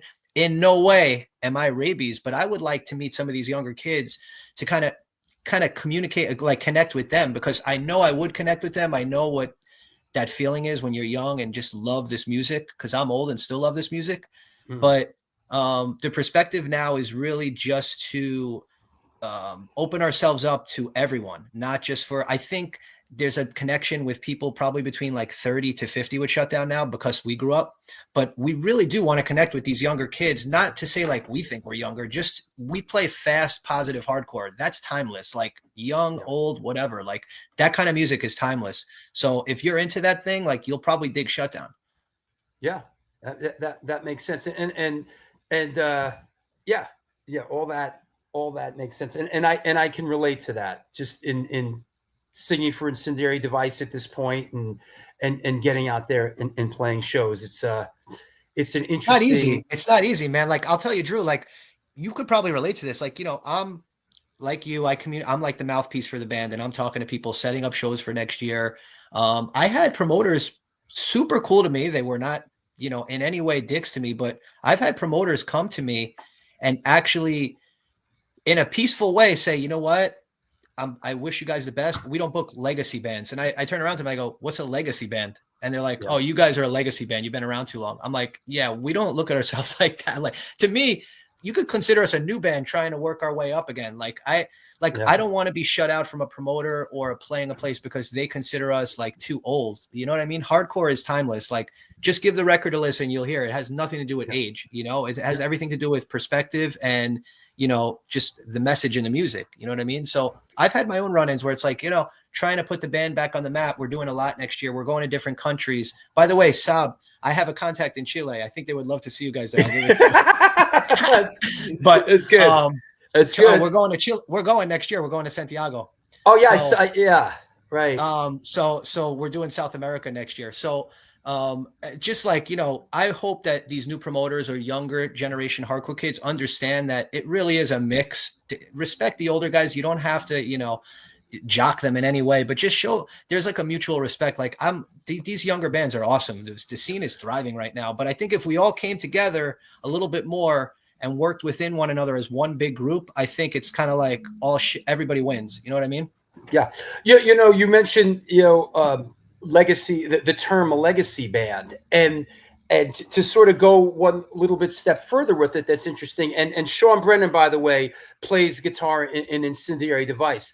And so going one step further with it is, hey, at least you're a legacy band. You see, what's even crazier now is when you have bands, good bands of guys, let's say this guy from that band, and they're starting something new, or they're not even considered a legacy band, and they're trying to gain traction, coming out of the gate. And it's very difficult. I mean, it is. Thankfully, I have a little bit of a cachet. Whatever. I sang an Antidote, for many years. I was in the High and the Mighty. I have this show, Tristan. We have a little bit of a cachet. But there's a lot of great bands I see that are from, that are older guys playing from their heart, and like they can't get arrested. So it's sort of the way of the world. In that regard, it's tough. It's sad. It is. And good records come out all the time from guys our age. And like you say, sometimes people just don't give it its fair shot.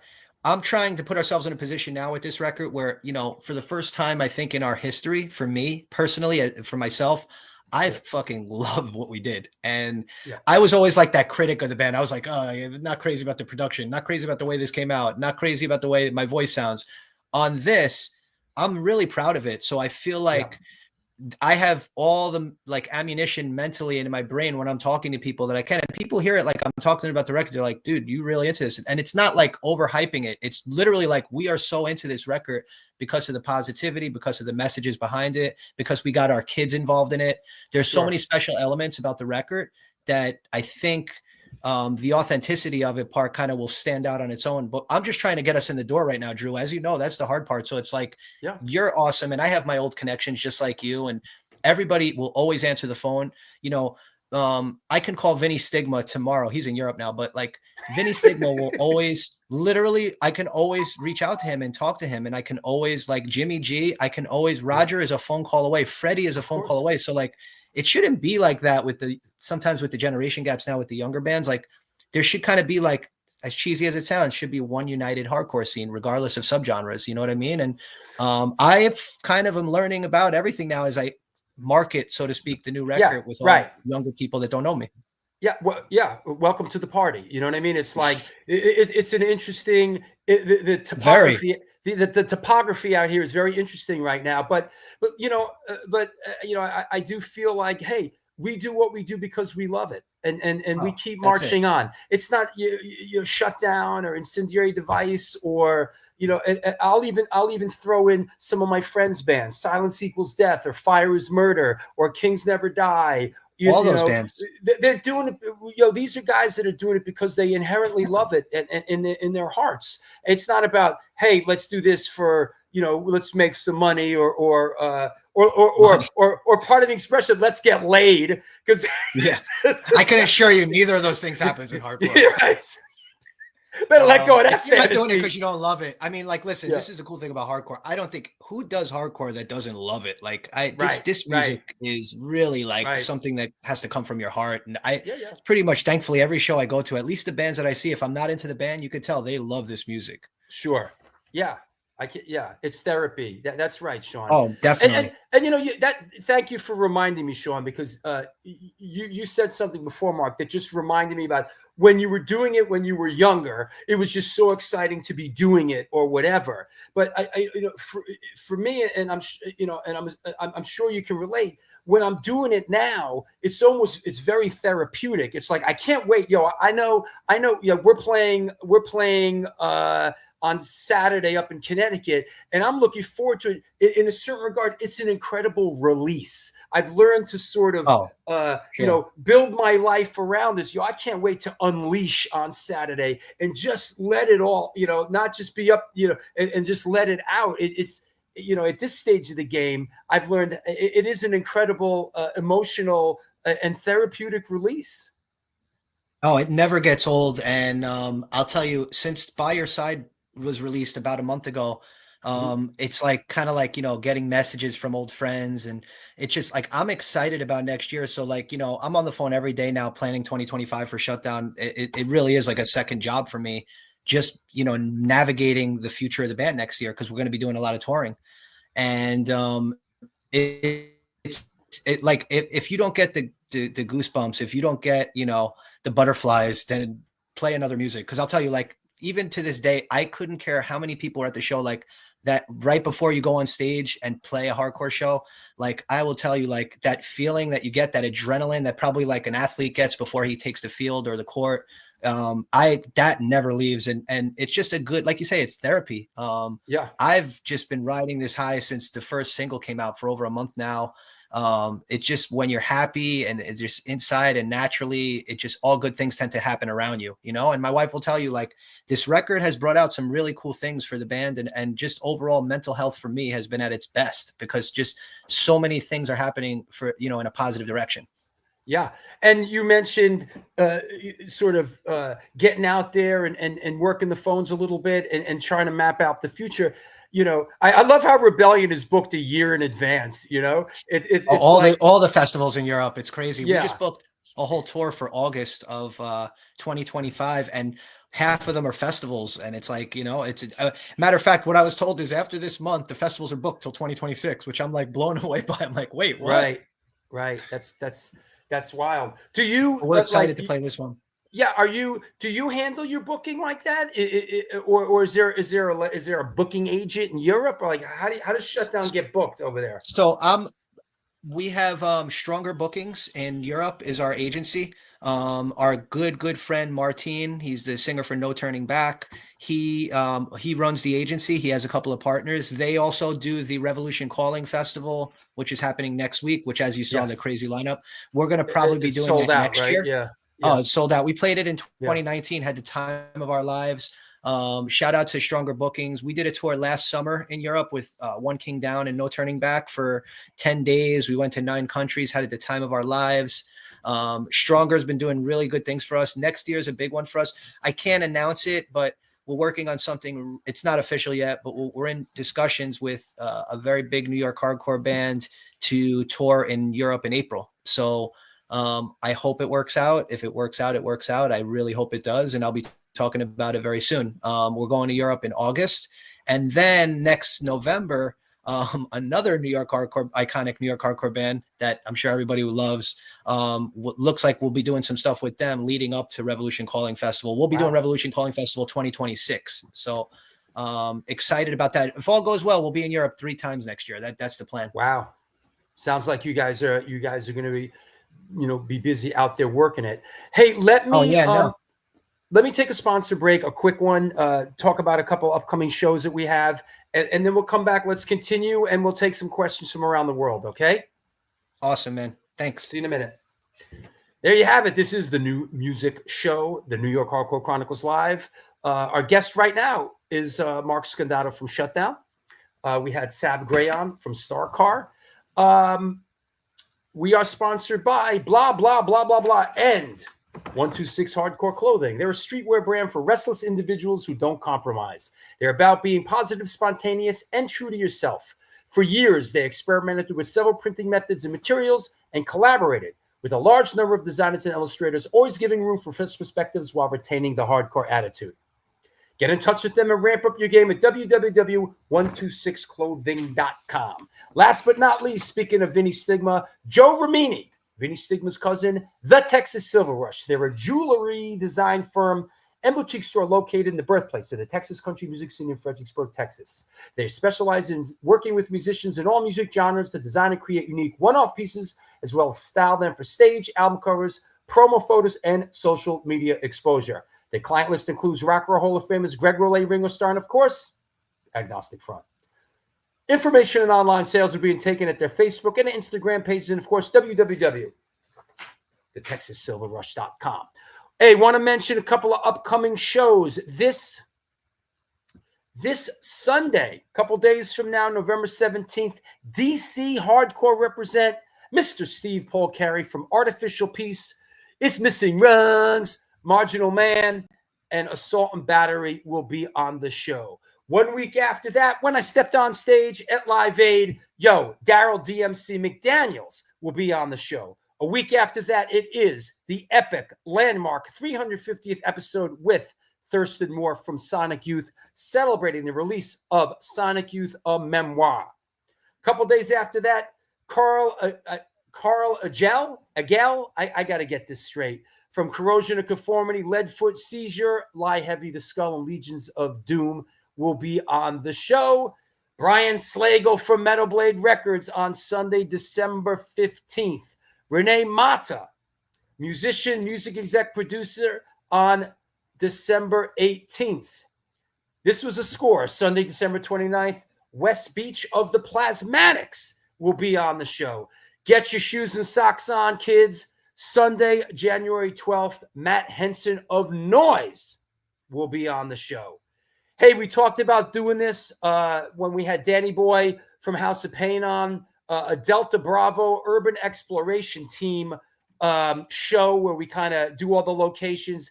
Jimmy Ferrari has been carrying that torch for a while now. I just went out with him recently and revisited some locations, including where we did the Typo Negative Black #1 video, where we did the Samantha Fox I Want to Have Some Fun video, so on and so forth. Jimmy Ferrari will be on the show. We'll be doing all kinds of cool stuff related to Delta Bravo on Wednesday, January 15th. So that's happening. Want to mention, you got questions for our guest, questions in general? Post them now. Go deep, get weird. Let's go. Hey, coming up this Friday, Judge is playing up in Rhode Island. Just a heads up from everybody up that way. And of course, this Saturday, I mentioned it before, Incendiary Device, it's going to jump off tonight, playing our first Connecticut show at Cherry Street Station, along with Sinking In, Brass Knuckle Brigade, Dead Blow Hammer, Glorious Wounds, and Wishful Thinking. Lori Dawn's Art Show is happening this Sunday, 11/17, out in Huntington, Long Island. All you Long Island people, go out and support Lori Dawn. Hey, we've talked about this a couple times. This is happening from A7 to B9. It is a book event I am moderating at Bridge 9 Records with Vinny Stigma, Roger Moret, and Howie Abrams. Of course, there is a special performance after. I don't know. It's RSVP only. It is up on the Bridge 9 site. It might be sold out. Go check it out. The next day, we are down at Generation Records. I am moderating the Roger Moret With Time book event.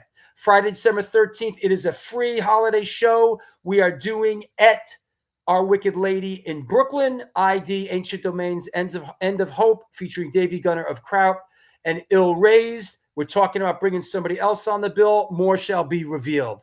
Yo, come on now. The Holiday Slamboree is right around the corner. Sunday, December 22nd.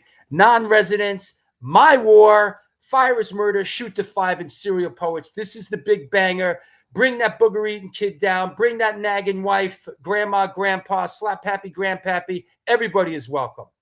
There you go. The My War thing, we're playing selections from the American Hardcore Songbook. We got Pete Stahl from Scream, Ryan Bland from Ache, so on and so forth. This is going to be a blast. It is the Women of the Pit coat drive. Once again, back at the Barry Electric, free all ages Sunday matinee with Noise on Sunday, January 19th. And yo, we just announced this the other day. Back where it all began, A7, the birthplace of New York hardcore. Yo, we've wanted to do this for a long time. It's taken a while to get back into this room. The A7, it is a ways away. Sunday, March 2nd, Incendiary Device and Crazy Eddie. So lots going on. Don't be scared. Get out of the house, will you? Knock it off. Get the fuck down to these shows. Please post questions, whatever you may have. Let's bring our guest from Shutdown, Mark Scado, back on. Hey man, let me put you over there. You know, this is weird. We're playing this show up in Connecticut. Have you ever had this experience? They're telling us we can't play any covers. No cover songs can be played, and because I guess the club, the venue doesn't pay BMI or ASCAP, so they're not allowed to have anybody play any cover songs. Or like our intro music is like is like the theme from Enter the Dragon. We can't play our intro music or anything. That's so weird. Never actually heard that. I never. We always try to incorporate one cover into our set, especially like when we're overseas. That's wild. I never heard that. One of the things I never did before when we were in Europe last year, they would have this is like modern. I'm sure bands have been doing this for years, but for us it was new because we haven't toured in so while. But clubs in Europe, like the bigger clubs, would give us this like piece of paper that we had to fill out with our set. And I guess that had to do with royalties for like BMI and stuff, like, so they could post it. Because if they post the songs like that, we played those songs live, it had to do with royalties. So it was said to us to fill every one of those out because it's advantageous. But you and I both know we'll never see anything from it. But we're like, okay, sure, we'll fill it out. And Josh Hurst says AS 2020 in Providence doesn't allow covers either. Okay, so it exists, you know. And lately we've been playing a bunch of covers, you know. So we have to I mean, you know what we got to do now? We got to play all our original shit, you know, which is fine. It's fine. You know, we end with If the Kids Are United and, you know, that kind of stuff, you know, so, but whatever. Can you imagine Ian MacKaye serving you papers because you played filler or song? Kevin Haggard, who's going to know? That's what we were talking about in rehearsal last night. Like, if we played, you know, we're on this Cure comp, right? And we're doing not an obscure Cure song, but we've been playing this Cure song in our set. Like, if we played a Cure song, like, is somebody going to go, that was you played? So who knows, man? Robert Smith is coming for you. Yeah, that's right, Ryan Bland. My War can't play there. That's right. For real. Is that right? Clubs have been sued for bands playing covers. Ooh, okay. That must be why they're doing it. Obviously, I think that to me last year too. Yeah. RS70 asks, what part of Brooklyn do you represent? Where did you come up in Brooklyn? Sheepshead Bay, like you say, like I always used to tell people Coney Island because I spent a lot of my days there and my first job was there, and it was a bike ride away, a long bike ride. But you know, anybody that knows Brooklyn knows Sheepshead Bay is almost like an extension of Coney Island. The Bay is actually an extension of Coney Island. So I always simplify it and tell people who don't know New York, Coney Island, and they're like, "Oh, how cool is that?" Because I would just ride my bike there every day. But Sheepshead Bay is where we represent. Now the guys are different. Dion and Steve are from Bensonhurst. They both grew up in Bensonhurst. That's right. And Jimmy, his family still has the house that we rehearsed and, you know, are from 5, 6, 7 years and loaded all our equipment, kept all our equipment in the same house on Westminster Road. That's in it's like the Midwood section of Brooklyn. I think it goes a little more south towards Church Avenue. I don't know what they call that over there. Kind of Midwoody. It's like Mark Talch says, yeah, like me saying Toronto. Yeah, which you always do. But yeah, Mark lives in like some one horse town. 3 In hours away Ontario. from 3 hours away from Toronto. And he goes, yeah, I'm from Toronto. I just remember asking my dad when I was young. I was like, "Can I tell people I'm from Coney Island if they don't know Sheepshead Bay?" He's like, "It's close enough." Yeah, there you go. Kensington? What's Kensington? I don't know what Kensington is. Kensington is the other side, right? I thought Kensington was in Queens, I'm a South Side Brooklyn guy. Like everything north of like where we grew up in Brooklyn when we were kids, like Williamsburg, Greenpoint, like we used to go to shows in the city. So like I didn't spend time like that was all like hippies and shit to me. Like now it's like hipsters, but like South Brooklyn, like where Biohazard's from Mill Basin, Life of Agony's from Marine Park, Mill Basin. So we're from Sheepshead Bay. It's right next door. Indecision's from Bay Ridge. Right. Yeah. Yep. What else? Let me see. What else do we got? That said. Yeah. So the just one more time, let me touch on Mill Basin represent. Listen, represent Lenny and John's. Is that right? Lenny and John's is that's Mill Basin on Flatbush Avenue there. Flatbush Ave. Yeah, that's technically Kings Highway. That's actually Flatbush, but I mean, anybody that associated Lenny and John's, I'm sure associated with Mill Basin. I did. I was at Lenny and John's a couple weeks ago. That used to be my one of my 3 or 4 spots. You and Evan Seinfeld, right? Oh yeah. Well, that was funny because when we were kids, we practiced. We rehearsed at Fastlane Studio. Sure. And like often when we rehearsed, like they'd be like, "Oh, Marauder just left," or "Life of Agony just left," and we'd always like, this is like before we were really entrenched in the hardcore scene. We were literally just starting rehearsals, and we were like, we would always hope, we're like, when are they practicing? Can we get the slot right after them? Like we just wanted to meet them at that time. We were like so cool. Like in awe of those bands. Like when Life of Agony put out that first video of River Runs Red for Through and Through, like that was just, I was a freshman in high school. Mike, I remember Joey Z called Mike to go to the video shoot. They were friends with Mike being in Confusion, and like that for us, I think I speak for Dion, Steve, and Jimmy when I say this, like that those were those times, like those early Biohazard records and the early Life Agony, that is really what got us into hardcore. Like we love those records. Well, it was an interesting time because sort of Biohazard sort of led the charge there, but you had Biohazard, you had Life of Agony, to a certain, you had Carnivore, Typo Negative. Like this was all coming out of Brooklyn, and same part of Brooklyn, really. We were all Life of Agony, Biohazard, Typo Negative, Confusion, Shutdown. We're all from Flatbush, Sheepshead Bay, Marine Park. This is literally like very close to each other. So it's like, it's not just Brooklyn, like that one's part of Brooklyn. And then what was incredibly interesting is it translated as big as it was here. It was bigger. It was bigger in Europe. And like, I was with Biohazard when they toured, Europe in 92, 93. It was bananas. Every night was like New Year's Eve. It was just, every night was sold out. Every night it was oversold. It was just packed, kids going every night. It was, to this day, I've never seen anything like it, but it was Europe is where it's at, man, for hardcore. Like shout out to every kid in Europe that loves hardcore. Let me tell you, like it's another world out there. Like it is so cool to go to Europe and just experience live shows in Europe and the passion and the energy and the kids. And there's no specific country, every show. It is so fucking cool. Like kids are so pure and genuine out there for their love for this music. And they're so loyal to the bands, they'll buy everything, the t-shirt, the hoodie, the vinyl. They just want to support the bands. They get it. Like they totally get it out there. Yeah.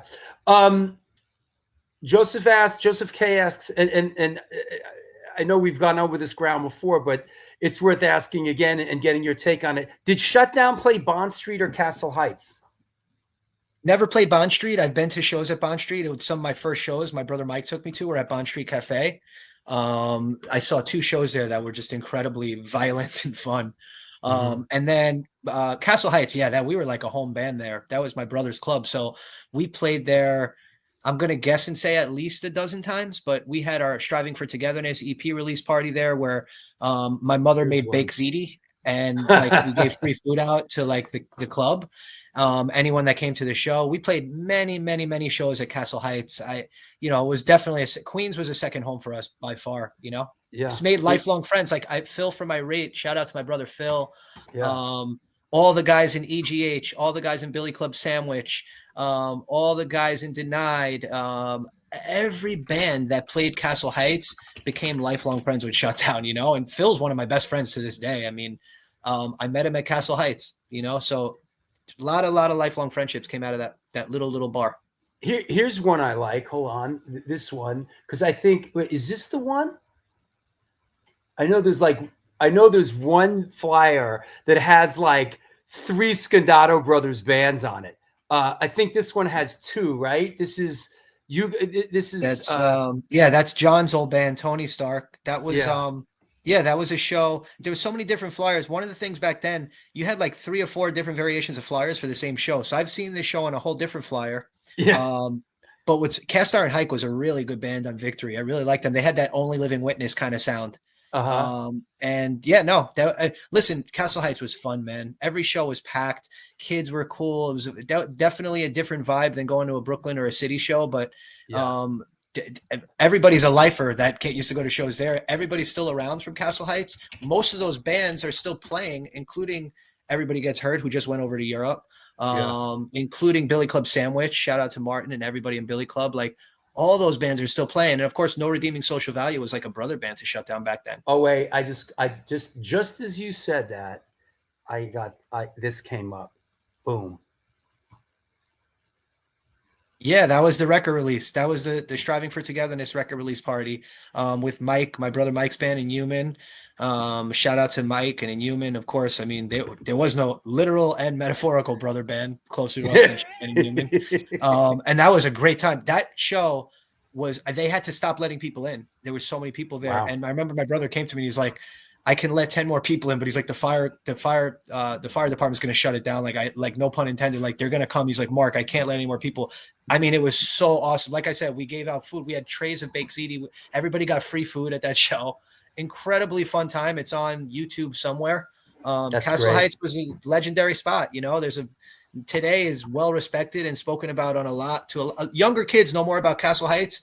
I'm telling you right now, more young kids in the scene know more about Castle Heights than if you ask them about CB's, which is scary. Yeah. Yeah. You mentioned Phil from Irate, right? Yep. So we're playing on Saturday up in Connecticut, and we're playing with Brass Knuckle Brigade. And Brass Knuckle Brigade, yeah, sure. Brass Knuckle Brigade is 2 of the guys Jay's from band. Billy Club. Yeah, 2 of the guys from Billy Club Sandwich, and Phil Irate's son. Yeah, I saw that. Yeah. I'm friends with all of them. He's an incredible Jay, Phil's son. I remember when he was born. I remember him when he was a kid, and I met him when Phil came to Florida. Phil's parents and relatives lived in West Palm Beach, and when Phil used to come to Florida, he'd call me and I'd drive out and see him. Like, one day I drove like an hour and a half to go see him. We spent the day and met his dad back then. Jay is an incredible guitar player. I love that he's playing with, some old friends. Yeah. With the Billy Club guys. It's really cool to see. I'm that guy that tries to push Phil to do Irate, which if I will tell you guys now, if I can't get Phil to do Irate, nobody can. I promise you. So but it's really cool to see the name out there. We just had, not just maybe 3 months ago, Fury of 5 played one of our Bowery shows, right? It was, you guys played one. They played. Those are my brothers. I love Fury. And they brought Phil up and they did an Irate song and Phil sang, and the place just went off. I love it. That's our crew. Like Irate, Fury of 5. This is what's really cool, Drew. Like, Shutdown, you could listen to our old records, man. We are on opposite sides of the spectrum of the hardcore scene with those bands. Guess what? It didn't fucking matter. We didn't care. We played every weekend together, and it didn't matter. And the same kids that sang the words for Shutdown sang the words for Billy Club, sang the words for Irate, sang the words for Fury. That's what I liked about that old hardcore scene. There's a lot of subgenres now where it's like they only want to kind of support. Like, we need to support all the bands. I did not listen to a band. Like, if I only listened to bands that sounded like Shutdown back then, like, man, my life would be super boring. Like, I love all kinds of hardcore. So that's a good testimony to that. Like, all of us friends, like, all of our bands sounded completely different. You'd never expect us even on a show together. We played every weekend together, dude. We did weekends out of state together. I mean, it was a brotherhood. Well, that's what we, as you know, that's what we try to do, with our shows at the Bowery Electric. We try to put together eclectic bills. We try to put together, let's have an old school hardcore band. Let's have some young kids. Let's have, a straight edge band. Let's have a no edge. Try to mix it up. And that really, not that is a secret of success or whatever, but that's one thing that we really, Larry Kelly and myself, we really work on these bills and try to have, let's bring an eclectic mix of people together, because bringing people together in the community, that's the great joy of the whole thing, for sure. No, for sure, man. It's like I'm my closest friends are in bands that are the farthest thing you'd expect from Shutdown. You know what I mean? Yeah. And people that I'm meeting a lot of like younger kids through social media that play in bands, and I'll tell you, there's some awesome fucking people out there. And I've made some real good friendships in the last 3 to 5 years through social media, through hardcore. That just bands like the kid from Kubla Khan, the band Kubla Khan, the singer, he's like one of the nicest guys. His name is Matt. We talk like every week. He's literally like one of the nicest dudes in the world. And he lets me know when they're going on tour. They booked a tour. I let him know about the new record. Like our bands sound like night and day opposite. You know what I mean? But at the end of the day, we're all part of the same community. And they're doing big things, and they're young kids. Oh, they're awesome. They're awesome. They deserve it all. Yeah. Didn't they, I think? Oh no, they just played up here fairly recently. I thought they're they were going down on tour with Killswitch Engage in the fall, in the spring. Right. Let me say that the new album, the new Shutdown album, is By Your Side. It is available. It's available pre-order from Equal Vision, correct? Yep. You can go on equalvision.shop right now and pre-order it. Do it sooner than later because those color variants aren't going to be around forever. And if you pre-order it now, you're going to be able to pick whether you want the blue or red variant on the website, which is cool. So if you just go to equalvision.shop, and then for anyone in Europe that's watching, you can order the record through Cortex. If you don't want to pay hefty shipping prices, Cortex has an exclusive yellow variant, as well as you can order it through the Revelation Records distribution company. So there's a lot of ways to get this, just trying to get it out there as much as possible. The next video that you premiered today officially will be online, posted everywhere tomorrow at noon. So hopefully that gets out there, and just trying to keep the ball rolling in the right direction. This record is very, very, very special to us. And, we're just trying to give ourselves our best shot out the gate to do something cool with it. Well, thank you so much. It was a great show. It was great bouncing the ball back and forth with you, Mark. Anybody you want to thank? Always a pleasure. Anybody you want to thank? Anybody you want to shout out? My guys in Shutdown, and Jerry, Dion, Steve, and Jimmy, and myself. I'm so thankful for the friendship and the fact that we've been together for so long, and can still tolerate each other and go on these tours. Next year is going to be really special for us. South America, even Japan, I'm having discussions with, but Europe is on the radar. West Coast, East Coast, South. Chances are you're going to see Shutdown in a town near you next year at some point. So that's really exciting to say, and just give the record a shot. First song was super melodic. This new single is a very aggressive, fast hardcore song, and every song on this record has a very deep message. So really looking forward to it. Jerry Farley, I just want to put a big shout out to him. None of this would have been possible without him and his guidance. Thankful to be his friend. Thankful for him to really put everything aside to focus on this for like the last year of his life. And, the videos, the production, the studio, everything that had to do with this record came from Jerry. It was like, he was like a one-stop shop, to be honest. And just because he happens to be family with us in terms of just how long we've known him, and he's always been a part of the Brooklyn tribe, just super thankful for him. And then just lastly, just my own family and all of our families, because we actually had to have the discussion, Drew, with our families. We're all happily married. We all have children, and we wanted to make sure that the families were supportive and okay with us to do something special with this record next year. And that wasn't like the easiest discussion to have when you're a family and you have, careers and things and priorities, which are always your family first. We have a saying with Shutdown, family first, but we've been given the blessing. We're very, very fortunate. And I want to send a shout out to all the wives of Shutdown who have literally given us the Pope's blessing, as I say, to just take this record, travel with it, promote it, do what you want with it, and just be around each other, because we feel like we're better people when we're playing hardcore, when we're playing shows and just putting music out. So we just want to keep that going in that positive direction. Fantastic, man. Good to hear your words, Mark. Let's keep in touch. I hope we can work together soon. Again, you know, you guys up here, and I wish you and Dion and the whole band all the best. So thank you very much. Thanks so much, Drew. Great having me on. Thank you so much for, you know, inviting me to do this, and keep doing what you do, man, because it plays its own part in supporting our music and our community. So I'm thankful for you having me. Thank you. You can count on it, brother. I'll talk to you soon. All right, man. Take it all. All right. Peace. Bye-bye. There you have it. How about that? It was the New Music Show with Mark Scado of Shutdown and Sab Grey from Carr. Thanks for tuning in, everybody. Just a heads up, this Saturday, I'm going to be up at Cherry Street Station with Incendiary Device and Brass Knuckle Brigade and Dead Blow Hammer. That's happening on Saturday. Sunday, we will be back here with Steve Paul Carey from Artificial Peace, Marginal Man, and Assault and Battery. Thank you for the support, everybody. Thank you, Hazer. Good to see you, Rich Zola. Sean Brennan, boy, you're a real chatty Cathy today, huh? You know, thanks a lot, everybody. Great show. Another great day in the office. We'll see you soon. Until then, do good things, and good things will come to you.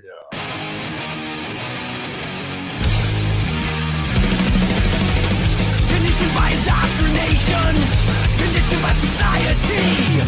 You're a victim of the digital age, a 21st century casualty. Open your eyes.